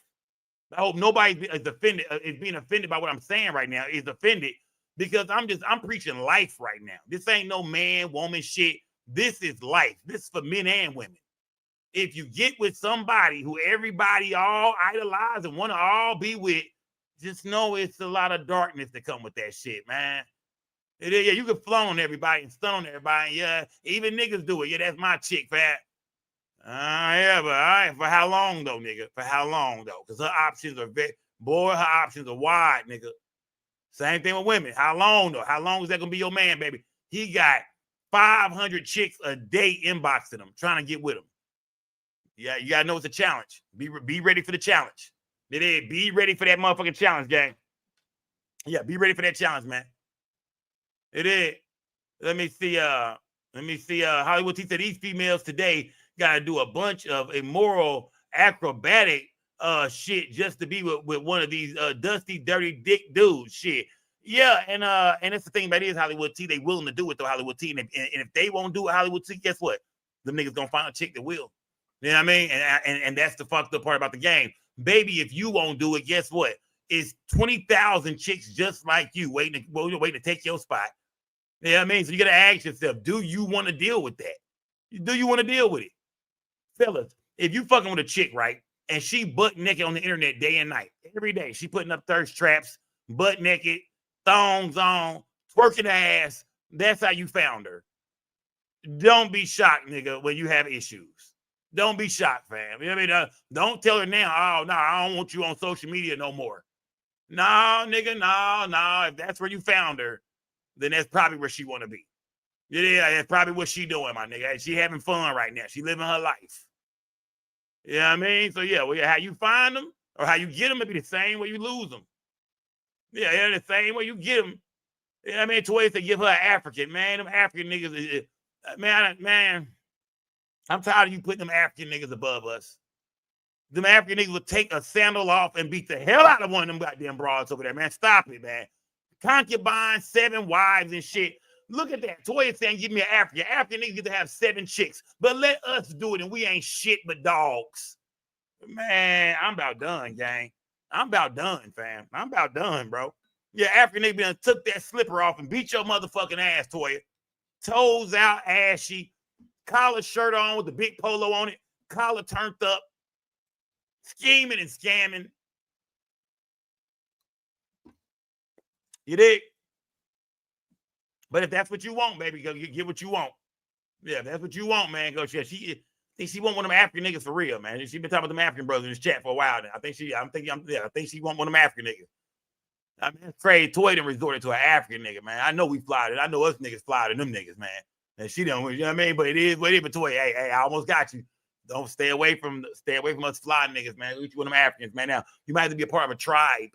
It is concubine, but shit, that's what you want, man. Salute, gang, salute. But y'all said them African brothers can get away with what we can't. Yeah, let us try that shit. We ain't nothing but some dogs out here.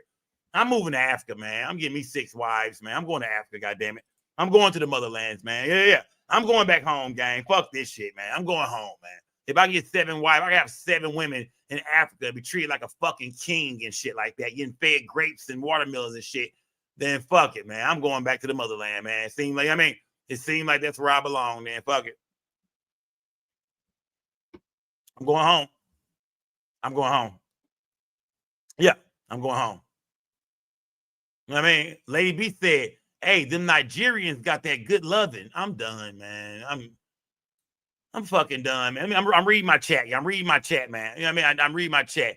I know a chick right now ready to marry an African nigga after a month of knowing the nigga. Okay, Rod Davis, you sound jealous, brother. Yeah, that sound like something you was hitting. That nigga need a green card, and she finna choose. Yeah, and she finna choose. Sound like he need a green card. He been working on her. He done knocked you out the way, and now he finna be a citizen, nigga. Quit hating, fam. I know hating when I hear it. That nigga knocked you out. Nigga knocked you out of place. He better get that citizenship on your motherfucking ass, nigga. Yeah, nigga got Rod Davis out the way real quick, nigga. I'm hitting her now. She's mine now. Stay the fuck away from her. This is my queen. Stay the fuck away. Rod Davis is sad to the motherfucker, man. Let me see. I'm reading my chat. Yeah, I'm reading my chat, man. Let me see. Skull Gang. Skull Blue Maddie said, who we know is a girl now. She said, hell, I'll take the Jamaicans too. Okay, so they don't want to marry. A lot of chicks in the chat and they don't want no American nigga no more, y'all. They don't want no American nigga no more. They done with us. They smoking ganja in that land. Can't have baby lungs. Salute, gang, salute. Let me see. Them Africans be having sex with 6 flies flying around the room. All right, Mr. Hudson. Get your ass up out of here, man. Let me see. It is born a king. I got Toya back. Ain't nobody gonna mess with her. That's not gonna get you the draws, bro. That's not gonna get you the draws, dog. That's not gonna do it. That's not gonna do it, gang. That ain't gonna do it, man. But of course, Hollywood T said, salute, Sco. Don't go. Don't go. That poly chick trying to recruit you into her. Ha! Come on, man. It ain't what you Sco. Just kidding. Hit the like button. So everybody put it, man.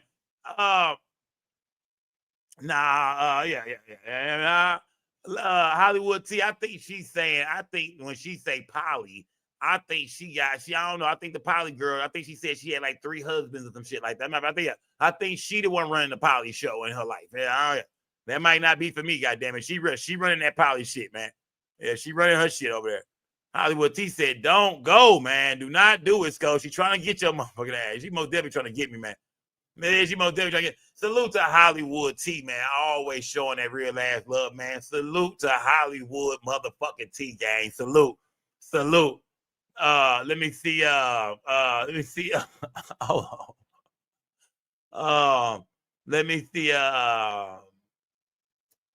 You know, he said, wait till one of them islanders cheat on their ass. They'll be running back.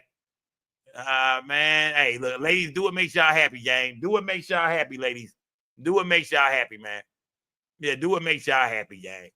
All I'm saying is the lesson of tonight is, gang, is that you got to look at yourself and ask yourself, what do you really want? Now, when you're young like Cassie, people say, well, Sco, she don't know what she really wants. She knew she wanted to be in the music business, though. That's one thing we know. She moved to New York to be in the music business. She left home, went out there at 18 years old. She dated Ryan Leslie. She got a song out of him. When she met Diddy, Ryan Leslie testifies that, not testifying in the trial, but he said in the interview that, he was trapped in a love triangle with Cassie and Diddy, that he was the one who put her on. He was the one who really loved her and cared about her. But it seemed like, she burnt off on that nigga for P. Diddy, a nigga that had more power, more money, more everything. So let's not forget that either, gang. Let's not forget. I mean, she knew what she wanted when it came to Diddy. She knew she wanted that nigga, not Ryan Leslie. So Cassie, salute to her. She got 30 M's. The girl is rich now. She got all that black man money over there now. Her and that white boy over there eating good to the motherfucker off the hard work of that black man. It is what it is, man. It is what it is, man. Did she deserve that money? Fuck it, I guess she did, man. If y'all say she did, man, it is. If y'all say she did, man, it sounds like to me she had a lot of regret about a relationship she was in where she didn't get a baby or a ring out of a nigga. You know what I mean? Because if she could have put Diddy on child support for about 2 or 3 kids, I don't think none of this shit would ever came up. You did. Yeah, if she would have had 2 or 3 babies by Diddy and she had the thing on child support, he over there paying $180,000 a month type shit, I don't think we would have ever heard about this. I think this shit would have been swept under a rug. You did. Smash that motherfucking like button, gang. You did. Smash that like button, man. You did.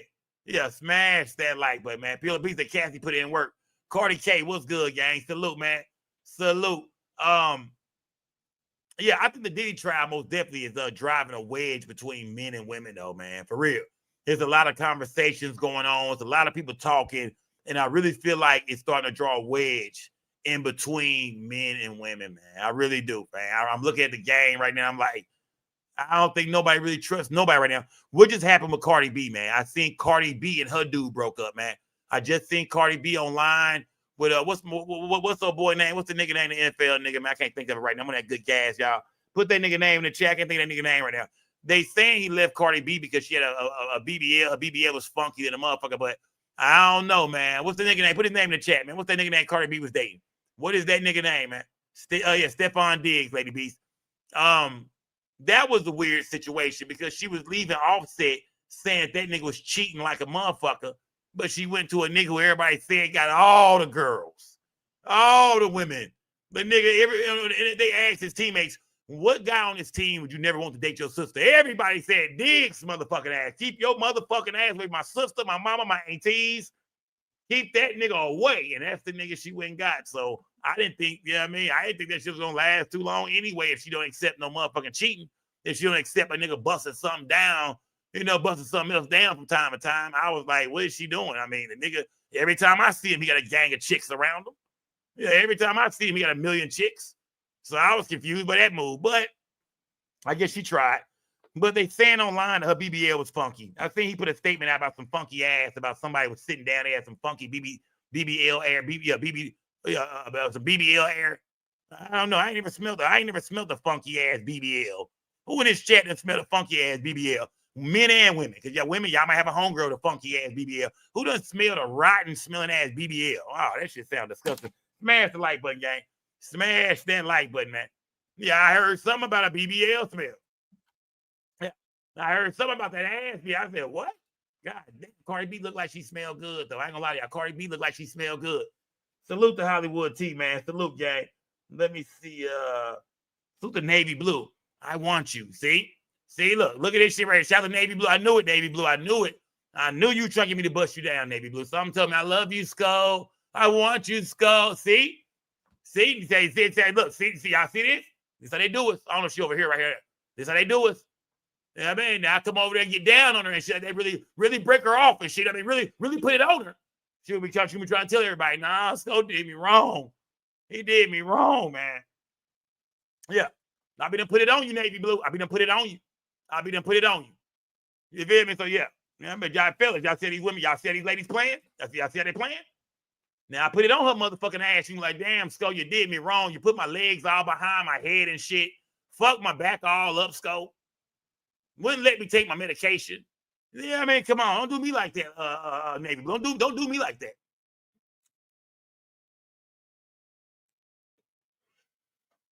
Smash that like button, man. Yeah. You did. Yeah. I be done broke her up. I be done broke her ass up. This ain't what you want in the Navy Blue. This ain't what you want. This ain't what you want. It is. Yeah, man. Let me see. Yeah, he's like, this nigga Skull is a goddamn fool. It is. This nigga Sko is a fool. Sko, you ain't putting it down like that. Oh, missionary ass nigga. All right, Lady Beast, get your ass on up out of here, man. You know what I mean? You know what I mean? Get your Lady Beast. Don't start that bullshit tonight, all right? Don't start that bullshit. I'm only fucking missionary. Don't start that bullshit, man. I might be jumping off the dresser with you. I might be coming off the top ropes. Don't start me. Don't give you. I might be coming off the top ropes. Smash that motherfucking like button, y'all. You know what I mean? Shout out to my nigga goddamn Sean Williams. This nigga only worth $2, man. Who? Cause I got $4 in my pocket right now, nigga. Who you talking about? I got $4 in my shit, nigga. Yeah, you talking about me, nigga. I got $4 right now, nigga. I got $4 right now, nigga. Salute to shout out to Sean Williams, though, man. Man, new rules on YouTube, gang. Do y'all think that's gonna affect us at all, man? I'm talking to the gang right now, man. But if you ain't gang, nigga, I ain't talking to you, nigga. I'm talking to the gang right now. New rules on YouTube. Do y'all think that will affect us at all? Put a one in the chat. You think the new rules on YouTube is going to affect the Skull gang? Put a one in the chat, gang. Let me hit my gas while y'all do that. Put a one in the chat. You think the new rules on YouTube will affect the Skull gang? Smash that like button, man. Oh, yeah, I mean, man, I love you anyway, Skull. Look at Navy Blue. Navy Blue, I mean, it came off the top ropes on your ass. Don't make me do it. Yeah, don't make me do it now. Smash that like button, man. Not at all, gang. Never. It's not gonna change us over here, man. It ain't gonna change us, man. Hollywood T, they say they put new rules in. They not paying people for this and that. No more reaction videos, using this, using that, using this, using that. I told y'all from the start. I say, nigga, my subscribers look out for me, nigga. Whether it's memberships, cash app, super sticker to the gang will hold me down over here, fam. We done been demonetized over here, still going live for 4-5 months in a row. Never missed a beat, didn't miss $1. So yeah. When you got a gang like mine, when you got a squad like mine, you got supporters like mine. Oh man, we ain't trying to hear none of that shit, YouTube. Nigga, you cannot ban the Skull man. Yeah, that's what we got. Like I said, that's what we got the no signs, man. Perfect. Matter of fact, what I hope is, I hope everybody gets so scared and they stop reacting to videos and shit. I hope everybody gets so scared that they stop doing anything like I'm doing and they run off and we bring everybody over here, nigga. We be over here with nigga with 30,000 in the chat. I'm hoping everybody stop biting my style anyway. Did y'all see a lot of niggas biting my style, man, going live, doing it? I've been doing this shit for 4 years. I hope niggas stop biting my style and let me work over here because the gang gonna take care of me regardless. We can't lose over here, nigga. We can't lose. We popping too hard already, fam. We can't lose. Smash that like button, man. Yeah. Well, we ain't stopping, gang. Yeah, we breaking that motherfucking news down. The gang gonna make sure I eat regardless. So yeah, that can't affect me, gang. Like I said, we never follow the rules. So anybody looking like, oh, the rules are changing. Remember, the Skull gang don't give a fuck, nigga. We ain't never follow the rules like you house niggas. Yeah. And we still eating better than y'all, nigga, without following the rules. Oh, ugly ass, yuck mouth house niggas.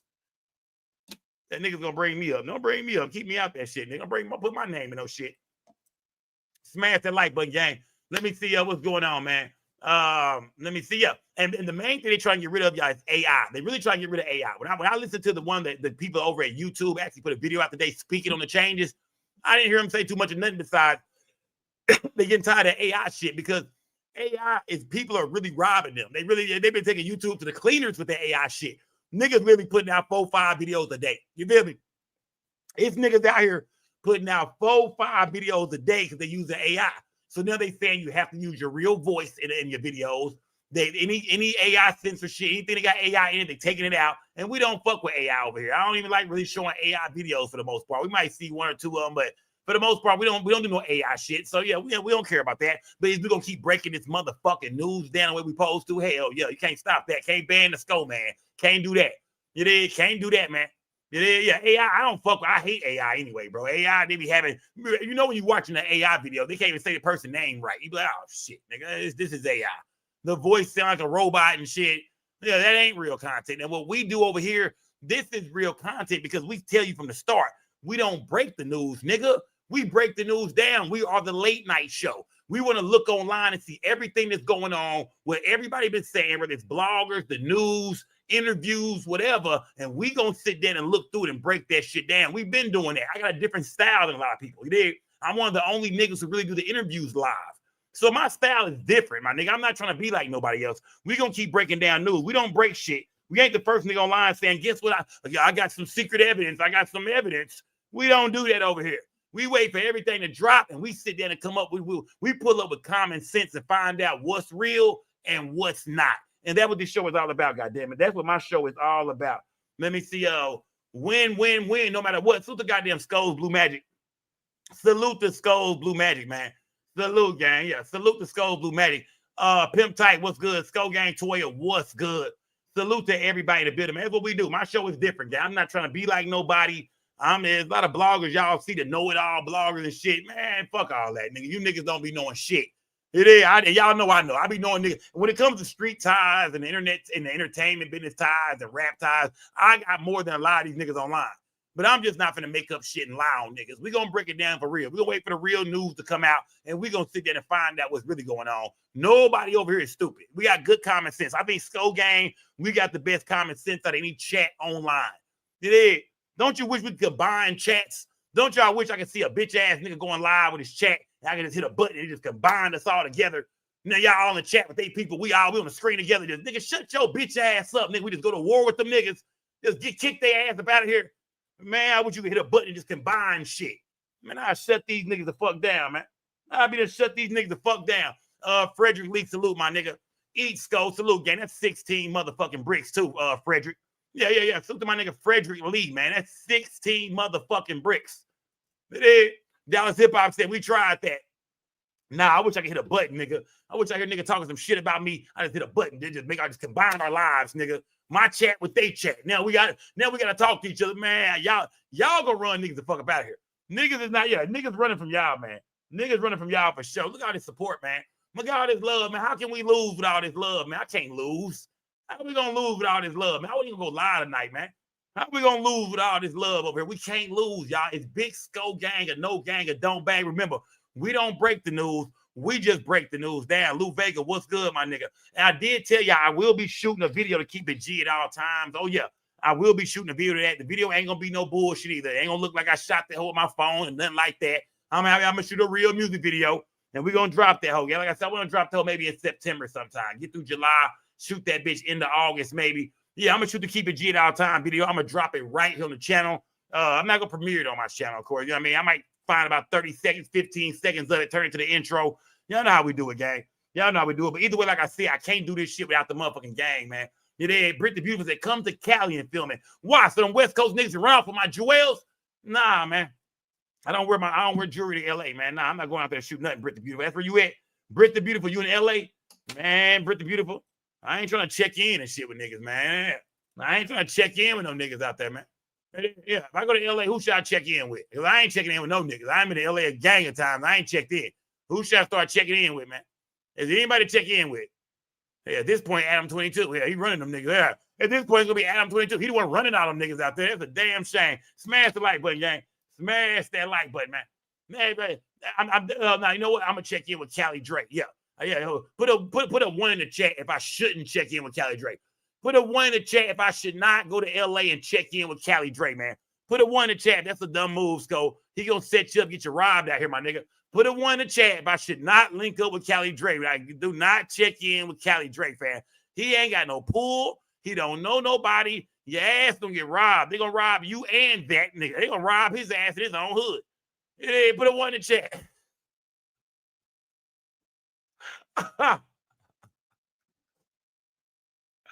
Oh, shit. Oh, shit. Oh, shit.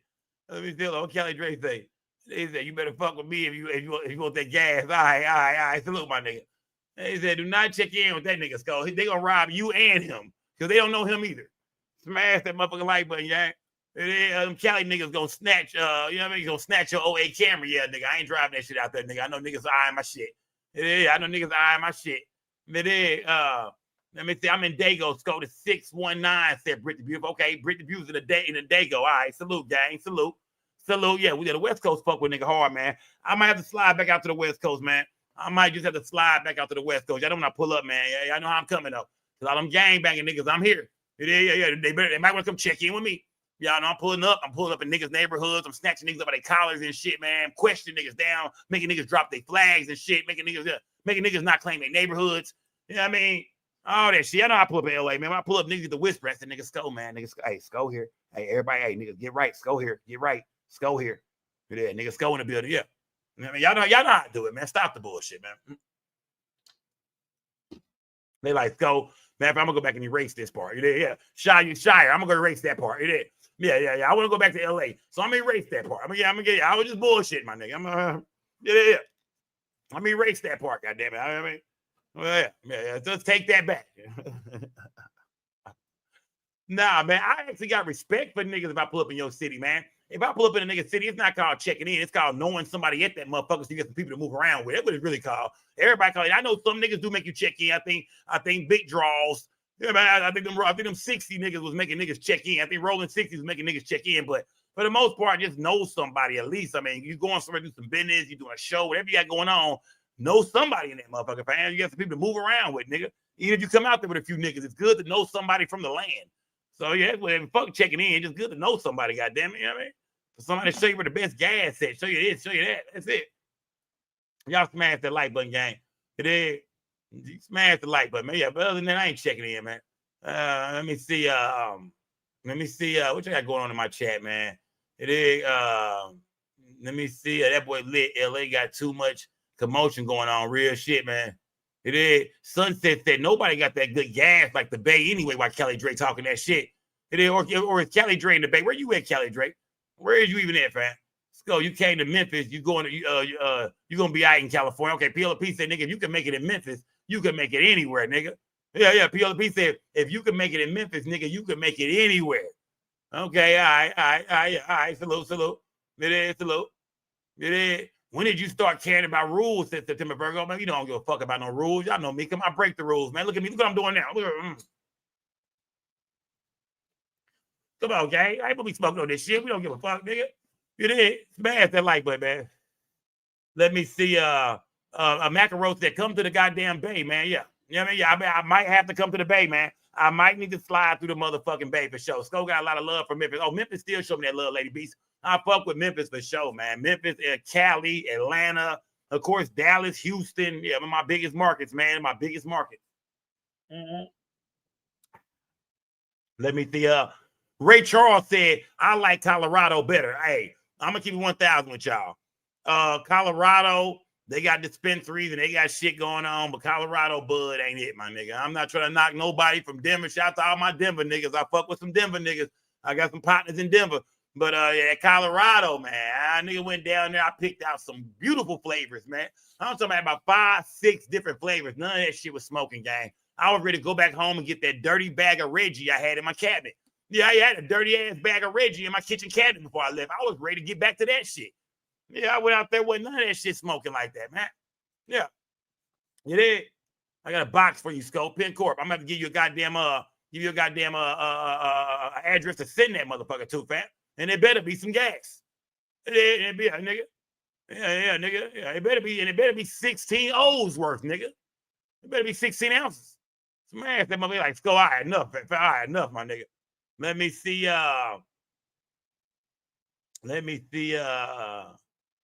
Two coaches they gotta smoke that gummo pack. Oh, Sean Williams, he said, Lil Mama want me to come in Chicago? Oh yeah. Lil Mama, come on, Lil Mama. Don't do me like that. Don't do me like that, Lil Mama. Don't invite me to Chicago. Don't do me like that. Yeah, don't do me like that, Lil Mama. You feel me? Nah, I go to Chicago though. I've been in Chicago before. I will go to Chicago again, man. I would love to slide to Chicago, but will I be showing up with a bulletproof hat and a bulletproof shirt and some bulletproof pants and some bulletproof socks? Yes. Yeah, I'm showing up, nigga, bulletproof, nigga. Hell no, nah, man. Might have a bulletproof poo shiesty on just to fit in with them niggas, man. Queen 88, what your ass doing in here, gang? Yeah, shout out to the estates of this motherfucker, man. Shout out to the estates, man. Yeah. Jack Smack said, we got you, Skull. Yeah, man. I'm just wrapping shit up over here, man. Salute to everybody in the building, though. But yeah, I do need to go more places, man. I do need to pop out more, pull up, you know what I mean? A lot of people been telling me, Skull, you should do some comedy, man. Do some stand-up. I don't know, man. I'm really a serious nigga, man. Like, when y'all think I'm joking and shit, it's really fucked up that y'all be laughing at me because really I be serious, my nigga. Like, I be looking like, what the fuck? Sometimes I say some shit. I look at y'all taking it, y'all be like, man, I was serious to the motherfucker. I was pouring my heart out, nigga. I had tears in my eyes when I said that shit. Them niggas don't take shit serious over here. Yeah, I done said some real shit. Y'all thought it was funny, so I don't know if I'm that funny or not, gang. Everybody say, go do stand-up, bro. Do stand-up, bro. Do stand-up. Do show. Do this. I don't know if I'm that goddamn funny because half the shit I said I was being serious about. Y'all motherfuckers just heartless over here. Half the shit I said I meant. I look over, I got a tear coming down my shit. I look over, y'all laughing and shit. I'm like, oh, what the fuck? These heartless niggas over, boy. Yeah, I'm over telling real life stories and shit, real hard times and shit, man. It is. But who I should do that shit though, man. I most definitely should do that, man. It is. I most definitely should do that, man. Everybody say you so funny, Skull, but don't forget that. On this channel, we did a lot of serious shit, though. I know people might say, well, Skull, you funny as hell, this and that. But don't forget about the real shit we do over here, too, gang. We break down a lot of real stories, real tragic shit, break down a lot of real shit. So, yeah, I do funny shit, but don't forget, now we serious to the motherfucker when it's time to be over here for real. So, I would kind of say, yeah, man, but that's what makes me the dopest channel on YouTube. You come over here and laugh your ass off, or you can be pissed the fuck off. You might be sad, or you might cry. You never know what you're getting over here, gang. You never know what type of time I'm on, what we covering, what we doing, who gonna pull up. You know what the vibe gonna be, what the energy gonna be like. You just gotta pull up, light your gas up, and let's turn this bitch out, gang. Let's turn this bitch out, man. For real, man. So the Queen 88 in the building, man. Salute, gang. Yeah, then Queen 88, drop your channel this month. Y'all subscribe to Queen 88, man. Toya, I heard you say that your ass was what? You'll be back soon. Drop your link in the chat. Anybody got channels, man? Drop y'all shit in the chat tonight, man. Drop the channels, man. Lady Beast, drop your shit, man. Drop your TikTok, whatever you want, man. Drop some links in this fucking chat, man. Y'all go subscribe to some of these channels, man. Some of these people working hard, these motherfuckers. I mean, it's a lot of niggas there with channels. Drop your shit. You in here, you got a channel. Drop your shit, man. Drop your shit tonight, man. Y'all go follow them channels, man. It is. Let me see. Yeah, y'all go follow. Yeah, there was Lady B shit. Go follow all them shit, them channels, man. They doing their thing, man. Everybody really working hard on this bitch, man. It is. Yeah, everybody working hard on this motherfucker, man. Y'all go follow these channels, man. We're gonna say, where I'm at with this shit, man. Where I'm at, man. Where am I at, man? Where am I at? Let me see. Hold on. You know what? Fuck the bullshit, man. I was gonna say, I'm gonna talk to y'all tonight for a little bit. Let me see. Hold on, gang. Where I'm going with this shit? Hold on. I wasn't gonna fuck with y'all, but now I'm gonna fuck with y'all tonight. Let me see. Hold on. Let me see. Hold on, gang. Hey, look, that link is in the chat, man. That link is in the chat. That link is in the chat. 88, pop your ass up real quick. Pop your ass up, 88. Yeah. I just pinned that motherfucker. 88, pop your ass up. I got something to ask you real quick. Pop your ass up, man. Smash that like button, man. I got something to ask you, man. Yeah. Pop out, man. Anybody can pop out, man. Y'all pop out if you want to, man. Pop back with 88, pull up. I got some on that. If she's still in chat. If you still here. If you still here. I got something I want to charge your ass up about for real, gang. Yeah, I got something I want to. Hold on, gang. Where you at? You hear me? This me? Oh, Skull. Your mom's be hating on me. This is the second time you supposed to drop my link in the chat. And I don't see it yet. What you mean? No. You supposed to drop your own link in the chat. I can't. I'm not a moderator. Your mods have to drop links. Oh, you sure right, man. Y'all, hey, somebody drop 88 link, y'all. I mean, drop 88 link, man. They be hating on you. Yeah, they be just not too much, just a little bit. I don't know. My moderators usually don't hate. They all solid. They pretty solid. Nah, I fuck with them. 88, I heard the other day, I got a snippet of something you was saying, 88. I mean, and you was talking about the fucking godfathers of this Mo3 sector shit. And you start talking about who did what and who started what. 88, you told the whole motherfucking story all backwards and all wrong. I did. You did. You fucked it all up, guy. Let's go for real. Help me. I'm listening to you. I'm like, that's not how it went, 88. You put niggas in seats that wasn't going on at the time. You know what I mean? That wasn't happening, man. If you me run you down the story real quick. Please, yes, I'm on you real quick. Yes, I'll run it real quick. Okay. So it goes like this, gang. Everybody props what they did. It goes like this. I started doing interviews. I interview Rainwater. And when I interview Rainwater, it's a nigga named T3 the Polar Bear that's doing the war in Dallas. You did? So the war in Dallas is going on. I'm doing interviews. Polar Bear was one of the first niggas I've seen. I hadn't really heard of MHB, none of them niggas yet, right? Okay. After I interview Rainwater, I look up about a week later and I see Rainwater in a car arguing with a nigga on an ironing board. Nigga standing way in the back there, sweaty ass white beat on MHB, most hated blogger. They going back and forth. After that, MHB brings me on his show. We get into it. We fly on the show. He take me off. I go home. I shoot a video with a bunch of money on top of my head. I put like damn near 10 racks on my head. I told MHB, nigga, stop fucking with Rain, fam. We on your ass. I knew what I was doing. I knew this dude. I knew MHB was gonna take that and go put it everywhere. So remember, it ain't no ratchet. Ain't far as I know. Far as in my view, all I know is me and Rainwater doing the interview and me and MHB falling out behind it. I didn't know nobody else yet. Polar Bear is still doing the war in Dallas. He takes me and MHB beef and puts it on the war in Dallas. You feel me? So these are, I don't even know nobody. I don't even know Lil Greg yet. I know who he is and we knew each other in life, but I don't know he's doing that yet until Polar Bear puts me on the war in Dallas. And on the same episode, I see Lil Greg and So Player. Lil Greg hit me up and said, "Hey, bro, that nigga, old boy threw us on the war in Dallas. We gotta turn up, my nigga. We gotta turn up." You feel me? Yeah. Okay. Yeah. We didn't. And that's the truth. That's the true story. Now, Duke Pharaoh is already running around doing shit too. Duke Pharaoh been talking and beefing with niggas online. He been clout chasing. He been like, you know what I mean, looking for a storyline and shit. He looking for a storyline anywhere he can find one. So he been online doing his. I had been seeing that nigga online beefing with Gilly. So I gotta say that about him. But as far as the actual Mo 3 sector, remember, I'm the one who brought everybody to the table, especially when you say Rainwater. I'm the nigga. Remember, when I interviewed Rainwater, there is no Mo 3 sector yet. Remember that? Right. Interview did hundreds of thousands of views. I interviewed Roy Lee Baby Mama. Interview did hundreds of thousands of views. And that's how it started with me, was doing my own interviews. Me and MHB start beefing, and Polar Bear throws us on the war in Dallas, which he already been doing too at the same time. So them the only niggas I even knew at the time. I didn't know nobody else. When me and Lil Greg link up, Armand Wiggins' boyfriend. When I link up with Armand, I link up when me and Lil Greg link up. We start doing the shit, and we start going live on my channel, the after party.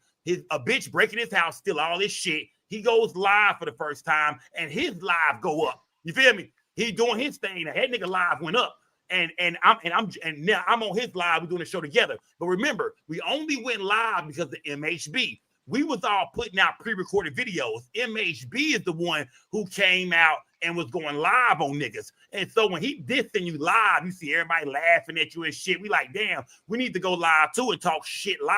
So MHB started the live. You know what I mean? Nobody would go live right now if it wasn't for MHB. He started the live shit. You did. It's all, yeah. The live shit because of MHB. The interviews and bringing people to the table and actually sitting down talking to everybody, bringing niggas to that's me. That's what Sko did. You did. Yes, I remember that. You're good. You gave them the avenue to clear the lies that was told on them. The live stream being big and going through the roof for it. Everybody pull up and going down. Give that to Ratchet. You did. The war in Dallas that made everybody want to get into that shit. Get at the Polar Bear. You did. So that's how it went down. Those were the names involved. I'm not taking nothing away from Soul Player and none of them other cats involved, but them were the niggas I was seeing. You did. Them were the people I was seeing. That's how I seen the story. I didn't copy no niggas. I didn't, you know what I mean? I came in the game interviewing niggas. Remember, my first interview was going through the roof. I was doing hundreds of thousands of views. So I did mention that though, so I did say that. I said brought everybody to the table. I'm the one who brought Rainwater to the Mo 3 sector. Remember that? I'm the one who Rainwater came out interview with first. I'm the one told Rain, hey nigga, after him and MHB get into it, I started strategizing with him how to do different shit. Hey, do this, turn up, do this. So yeah, that's how I came in the game. I didn't come in with nobody. I interviewed Rainwater.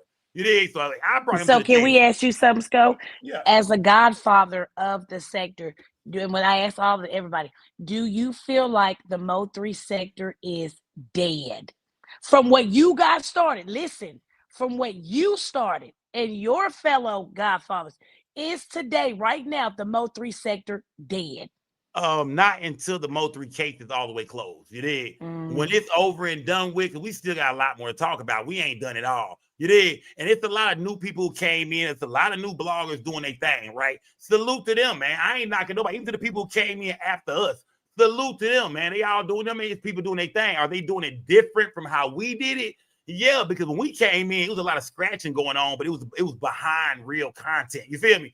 It was a lot of fighting, but it was behind some serious, real deal content. Nowadays, everybody kind of pulling up, doing their own thing, which is all right. That's cool if you want to do it. And it's really about just kind of beef sectors, kind of like beefing and trolling shit. And that's how they do it these days. But yeah, in our time, it was more about dissing each other because we all wanted to have the best content on Mo 3, right or wrong.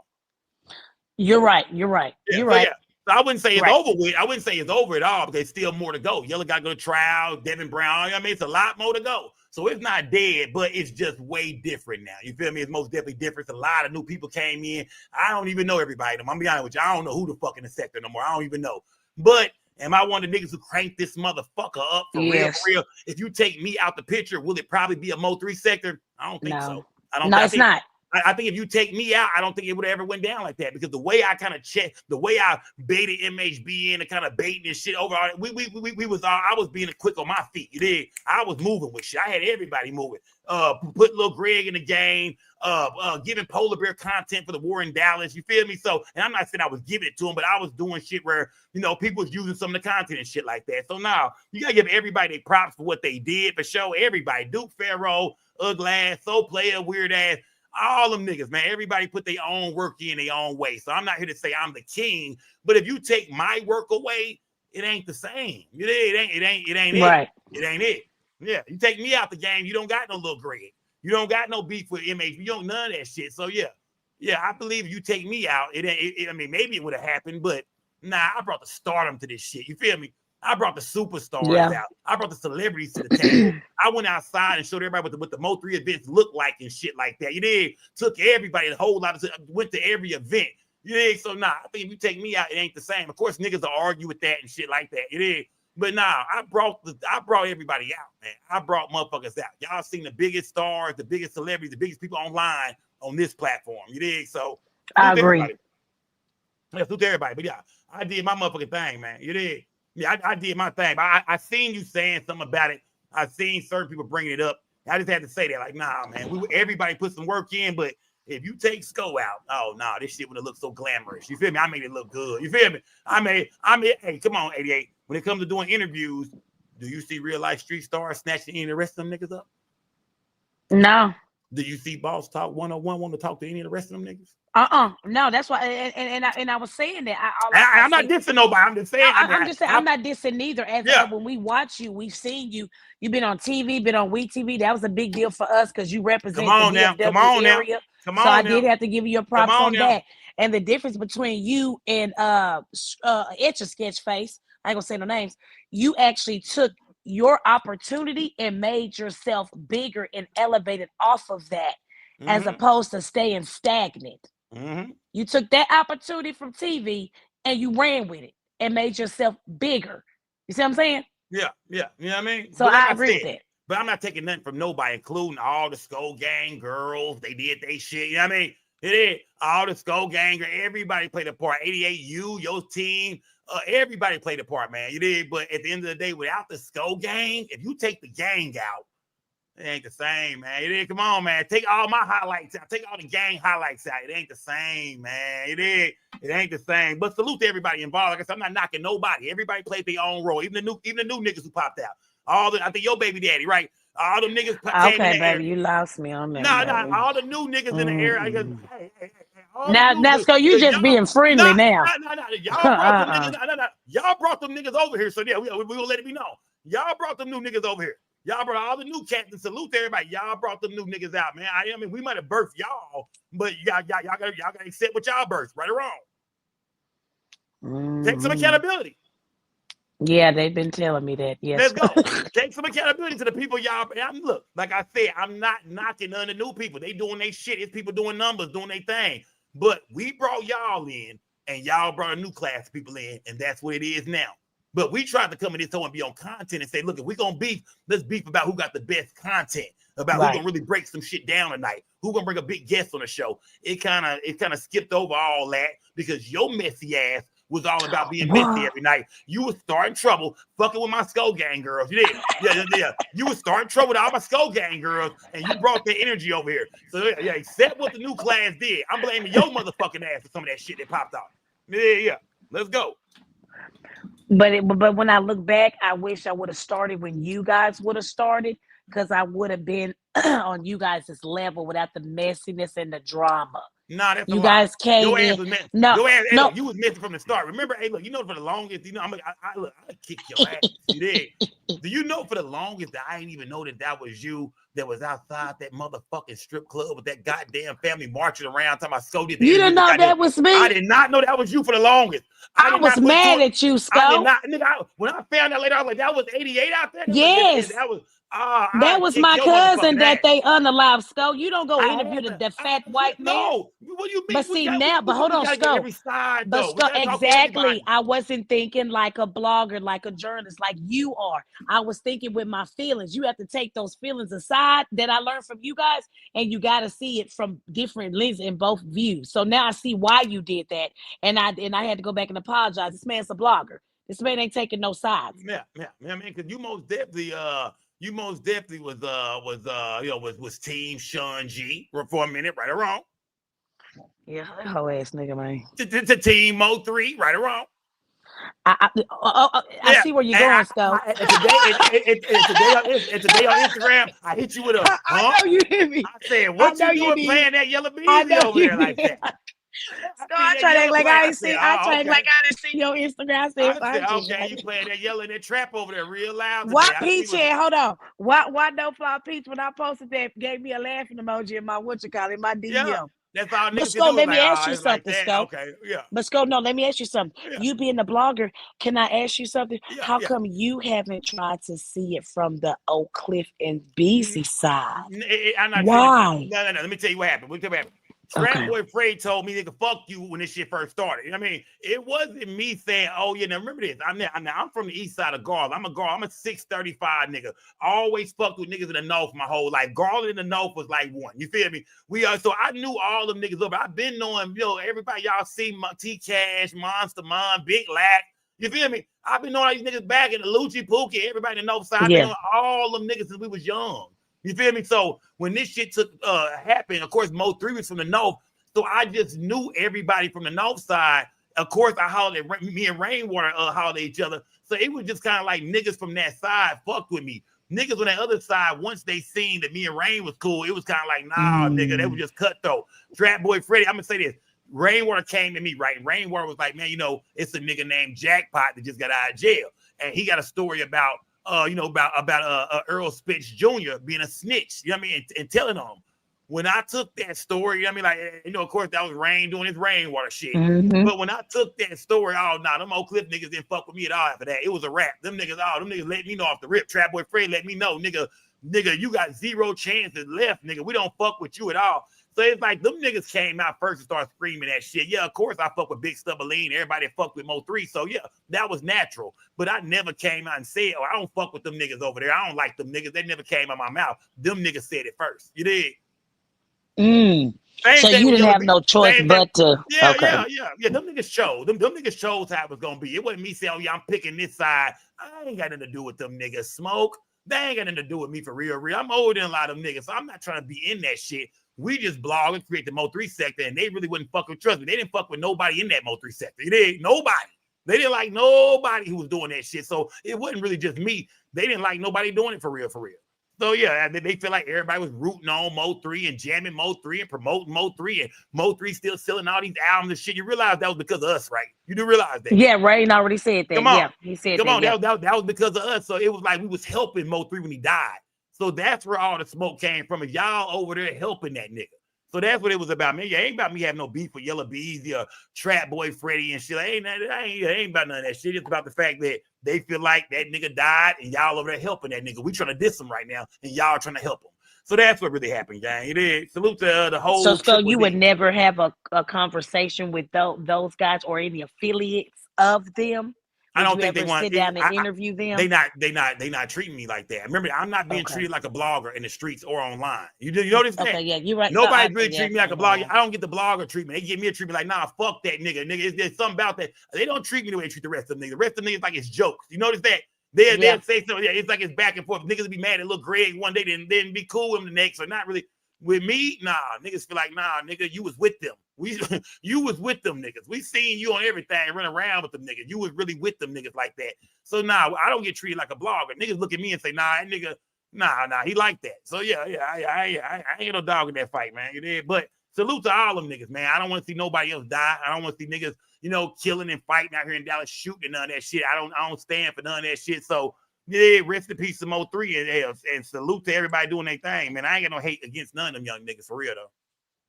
So, Scroll, let me ask you something. How do you feel about the new Dallas, the Z and their Doves, the Montana Sam, the Honcho Amirs? Them niggas doing their thing, man. You feel them niggas Let's doing go. their thing. Okay. Yeah, I'm proud of all them niggas. They turned up. They making shit look good. They ain't the best rappers in the world. Yeah, nigga. But if people like it, I love it. I'm not saying, well, what's on the Huncho? I like that nigga. His shit. I mean, I kind of fuck with him. But they ain't they not fucking with that class, with that Mo 3 class and niggas and that Yellow Bees in that trap and that Go Yayo and that little shit. They not fucking with that. They not. Them niggas hard. The New Dallas is about their money, so I fuck with them because they about positivity. They about their money, and they probably gonna make the most money. But when it comes to the rap skills, man, I miss Mo 3, man. You hear me? When it comes to that rap shit, man, damn, I miss Mo motherfucking 3, man. So the Big X the plug too, though. Yeah, Big X. Yeah, shout out to Big X too, though, man. Yeah, I see people in the chat saying Big X. Yeah, shout out to Big X, though, man. Like I said, I fuck with the New Dallas, man. I love what they doing. I love this for the city. But you even got some older niggas saying, free Uno Loso on them niggas. You got some older niggas saying, nigga, we the New Dallas. We started that shit first. Nigga, we been they said Dallas. they started that. Mm-hmm. Yeah, so I mean, it is what it is, gang. You know what I mean, Dallas is like I said, Dallas is kind of like a crab in the buckets type city, people say. And then we look at Houston and say, look at them niggas, man. They all working together and doing their thing. Even though I've been seeing what's going on with the screwed up clique, Dallas hip hop. Don't think I ain't been doing my research and I don't know what's going on, my nigga. I know what's going on with Kiki and Youngster and all that shit. I've been watching Donnie Houston and Mike D. I know about everything, gang. But Dallas, we ain't never had that look like that for real. We had just a bunch of niggas shining at one time, like really, really, like really New Dallas. Yeah, I mean, well, New Dallas is still working their way there. They got some work to do. They still working, but do I think they can make it there? Yeah, I think they so player. They getting so much money. I think they got a chance of really doing something big. I mean, Yo Gotti stepped in, so I think they got a chance of doing something real big, gang. As far as the talent go, like I said, long live Mo 3, gang. You know what I mean? And I ain't heard shit like that yet, Queen 88. We ain't heard. Be honest, we ain't heard nothing like Mo 3 yet. No, we never gonna get. He's one of a kind. That's it. That's all. Yeah. We ain't heard nothing like Mo 3 yet, man. So let me ask you something, Sco, for the people that want to be that are up and coming bloggers or even female bloggers, because I'm not gonna lie, throw you in a lot of my drags. I say, well, you guys don't say nothing to Sco when he feels certain type of way or he says this or he gets to go outside doing this. Why is it so different when a woman's doing it? She looks like Money Maya, but you guys can go around and do whatever y'all want to do. Y'all can pull up here, go mess with this side or go mess with that side. Why is it always the women who have to shut up and not blog on certain things? Do you know I actually wait till you blog on something before I pick it back off because I be too scared? Well, shit, Sco went on say, let me go ahead and put it out there since after he got done. I don't want to be the first to put nothing out there. That's not fair. Can I ask you something? Did you let's clear this up right now. Did you really give Rainwater some pussy? Wait, I'm asking you what. No, I'm asking. I'm gonna get to that. This question is leading me that way. Did you really give Rainwater some pussy?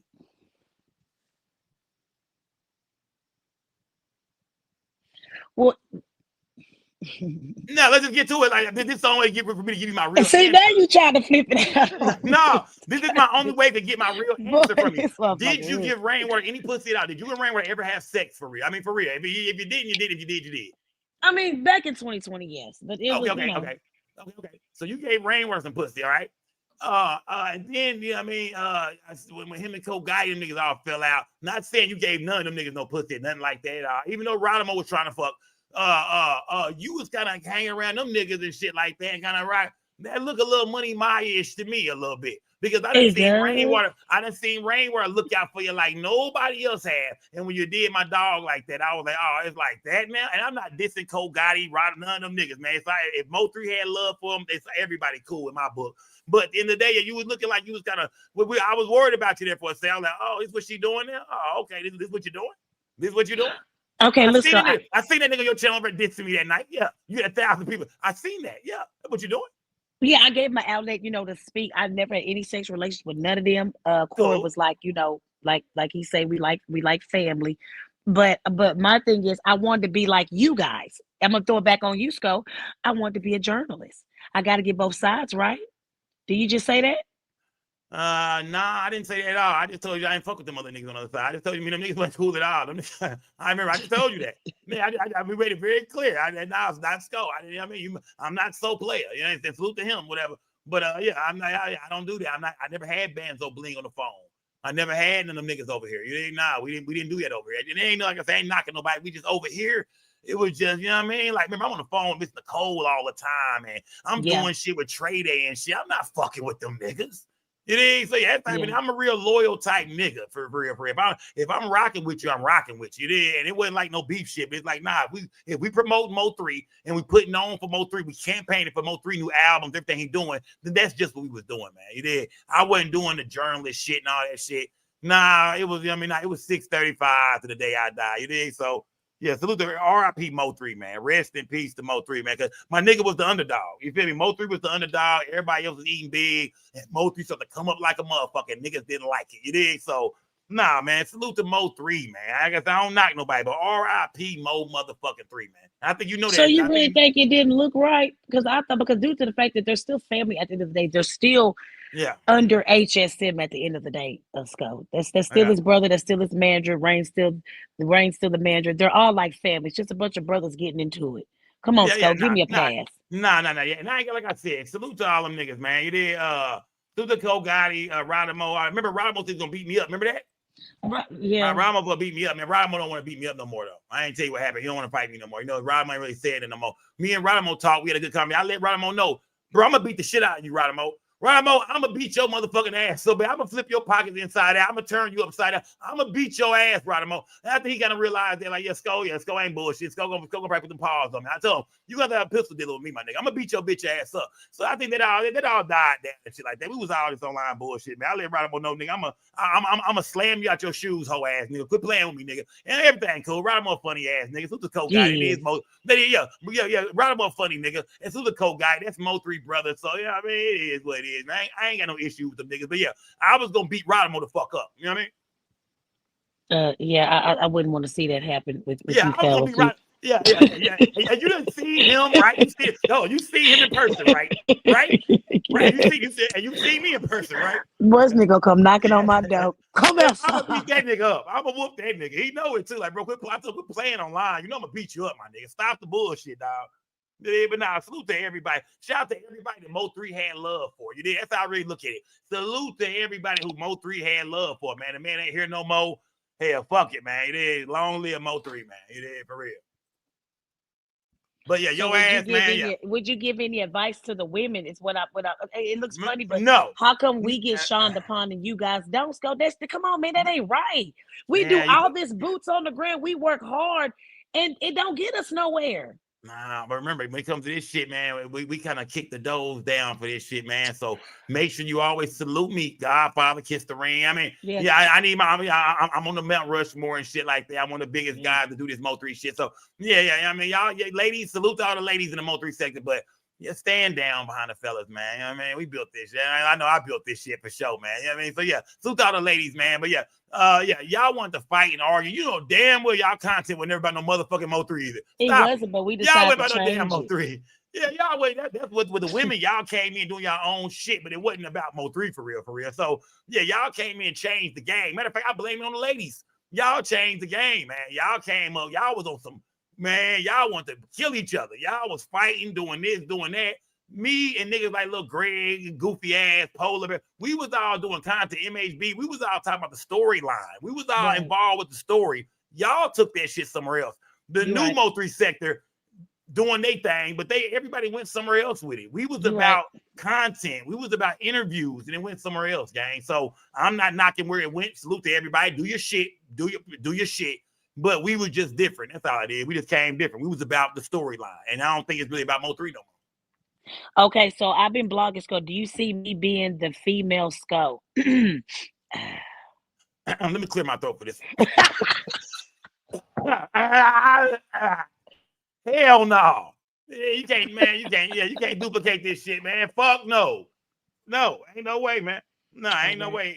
Let me tell you why you don't got the. I see you do your shit. You go live more than probably all the girls. You go live all the time. You know what I mean? But you gotta have that passion, man. You gotta not give a fuck. 88. I know you don't give a fuck, but you gotta not give a fuck for real. Like, you know what I mean? Like, you gotta really not give a fuck, man. I mean, just loosen up. Don't give a shit. But you gotta be covering shit that people. You know what I mean? Things that everybody else are tuned into. You feel me? Okay.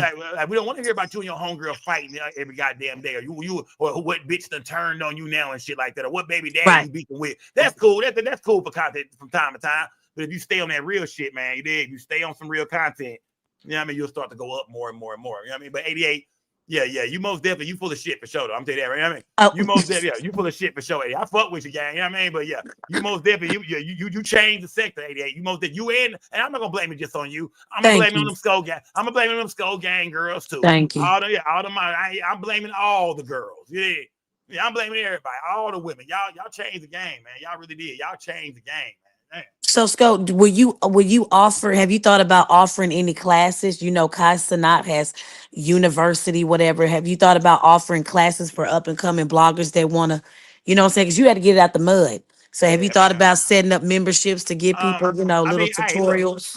Look, no, fuck that. I wish I could do the Skull Gang University. I wish I could do the Mo 3 Sector University. I wish I could bring everybody out, rent a motherfucking spot out. You know, I can do it. If anybody can do it, I can do it.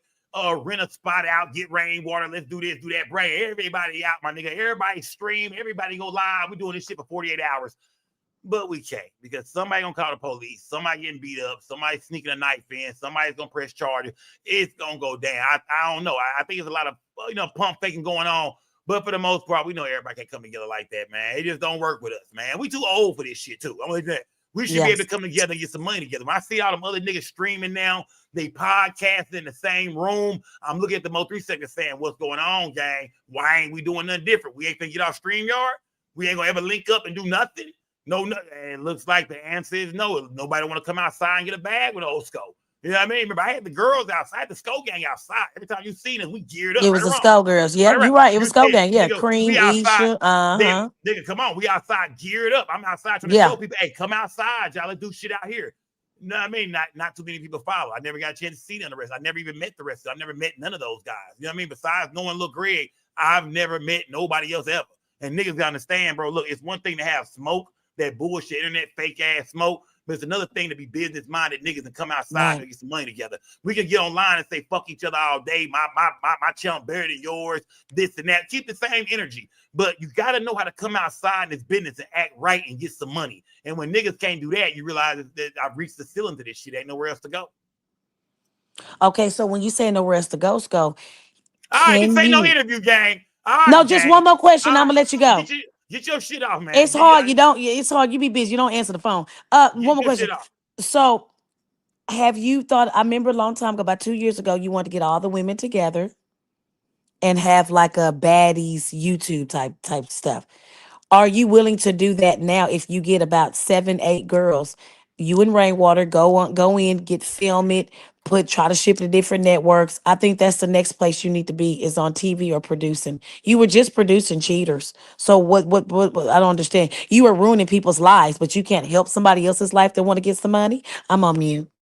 Remember, Cheaters is fake, first of all, okay? I call a nigga right now that I booked for the show, okay? Cheaters is fake. All right, the only thing wasn't fake about it is we got to certain venues, they didn't know we was coming. So when you seen people jump out the van with Joey Greco, the club or the venue that we was going to, sometimes they didn't know we was coming, and that's what would start all the chaos, the police being called. But for the most part, y'all, Cheaters is fake, y'all. We hired people. Everybody got a check. You only got paid when I got paid. Whenever I get my check, I had to break off everybody I put on the show. And sometimes niggas will get their money. Yeah, I ran off on a few niggas. But I ran off on a few niggas on Cheaters. I ain't gonna lie to you. But nah, man, it would be a dope idea to do, man. But I mean, every girl got to get out there and promote themselves. Everybody got to start going live and think about it. If we come up with these girls, people gonna want to know, well, who are they? You know what I mean? So I think before we can ever do some shit like that, all the girls got to start putting in that real fucking work, start blogging and going hard, trying to push their own motherfucking name for real. That's the only way it's gonna really work. People gotta want to see y'all. People gotta say, man, the Mo 3 Sector, we've been hearing about this shit. So the girls gotta work harder, man. You did. The girls gotta say, hey, man, let's stop just jumping from pound to pound, talking about anything, and let's buckle down and get some shit popping for real. Let's find a way to get in the head. I don't give a fuck what you do. Find a way to trend for the day. Find a way to do, you know what I mean? The girls gotta turn the fuck up, man. Turn your brand up, man. Turn your fucking brand up. You know what I mean? Okay, then you'll think about doing something with us. No, yeah, if the people want it, they want it, man. Trust me. If the people want that, if everybody start turning up and they start saying, hey, that's something, or we could, me and Rain sit down and put a deal together where everybody say, yeah, let's get the girls and do something. But I'm gonna need some money too. I'm gonna need some money. It is, I can't do it for free. I'm gonna need Yeah, Rain got the money. I talked to him. No. I don't even we don't even need Rain money because Rain gonna need some money too. We're gonna both need some paper. So me and Rain gonna have to rob somebody else. It's gonna be a rob nigga, no mask on. Me and Rain gonna find a way to get some money out of somebody else. Yeah, Rain gonna want his money too. So everybody gonna get some money, gonna get paid, but except for the girls. Y'all are the talent. You know what I mean? Y'all they don't know. Y'all not getting shit. Y'all are the talent. Remember that. Yeah, it's gonna pay off. It's gonna pay off in the long run. Yeah, the long run. Yeah. Don't worry about no money. All girls, don't worry about getting paid at all right now. I mean, you know what I mean, but don't worry, it's gonna pay off in the long run. It's gonna pay off, man. It's gonna pay off. All right. Well, no further questions, Your Honor. I want to make sure y'all like, share, and subscribe to Sko. He is the Godfather. Y'all kiss the ring. And he doesn't break the news. He breaks the news down. Okay. To the Queen 88 gang. Salute, gang. Salute, man. Salute, gang. Salute, man. Queen 88, yeah, she one of the people that started. Just let y'all know that she gone. She started a lot of bullshit in the sector, man. She was one of the most toxic people that ever come through this motherfucker, man. It's really her fault that a lot of this shit went left. Smash the like button, gang. Salute to everybody in the building, gang. Hey, look, we was talking about the new rules on YouTube earlier, man. Hey, we ain't worried about that over here, gang. We doing our thing. New rules don't affect us because we don't follow the motherfucking rules anyway. Salute to everybody in the building, y'all. It's been 3.5 hours already. Salute to everybody in the building, y'all. Hey, I'm out this bitch, man. It's Big Sko gang or no gang or don't bang. Remember this shit. We don't break the news. We just break the news down, gang. We will be back tomorrow night. The Mavericks play the Lakers in the Summer League tomorrow. Cooper Flag for the show out for the shit on Bronny James, nigga. Salute to my Maverick fans, nigga. Cooper Flag, #1 draft pick. We'll be playing tomorrow night, nigga. It's going down. I can't wait, fam. Salute to everybody. Video y'all till next time, man. It's Big Sko gang or no gang or don't bang. Remember, we don't break the news. We just break the news down. With that being said, am I gone? Yeah, I'm gone. To the whole gang, man. To the whole gang. I see y'all later, man. Yeah, it's your boy Just Ain't No Sko. We don't break the news. We just break the news down. It's most definitely Sko gang or no gang or don't bang. Hey, we're gonna stay real over here, man. Big Sko gang. Salute to everybody that watched this video. Make sure y'all like the video, subscribe to the channel, hit the notification bell. I do live streams all the time. It's Sko gang or no gang or don't bang. Salute to everybody good. Hold on.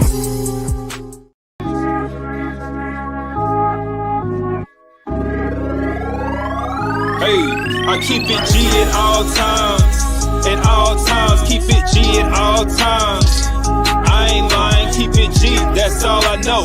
Hustling, flipping dope. Salute to a real G when you see us step in the I keep it G at all times. She with me at all times. All this money in this bitch, oh, can't you see it's all mine? I ain't got no 9 to 5 when you with me, it's all crime. In Frisco bringing the bitches, what you see is all dime. In San Diego with 90 bricks, fly season all on my feet. Rest in peace, my nigga Guapi used to put us on plenty links. Rest in peace, my nigga Dre, he used to tell us go spend this shit. Go to LA, get some bees, make a box and then send this shit. I've been flipping with Stony C, us niggas is getting rich. I'm feeling like Jake Prince, pull up in this step on shit. Clover G's is the mob, them the ones that I'm stepping with. Lil Flip put me on, so he the one who I'm repping with. I keep it G at all times.